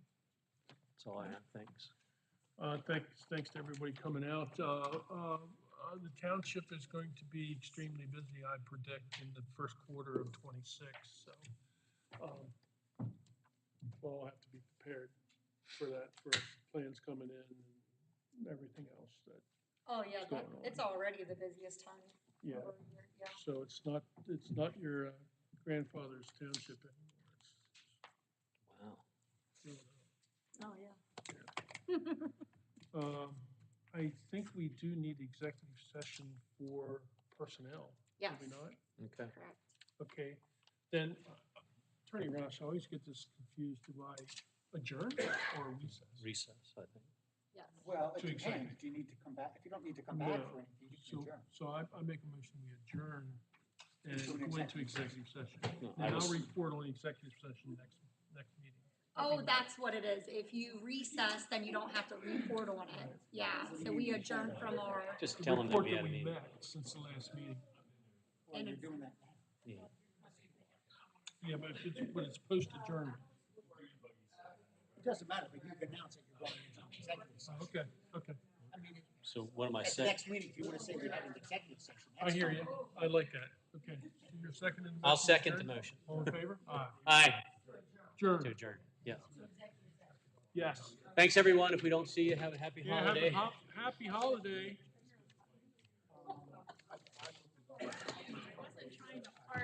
No, No, I know that. I'm sorry. Numbers and budgets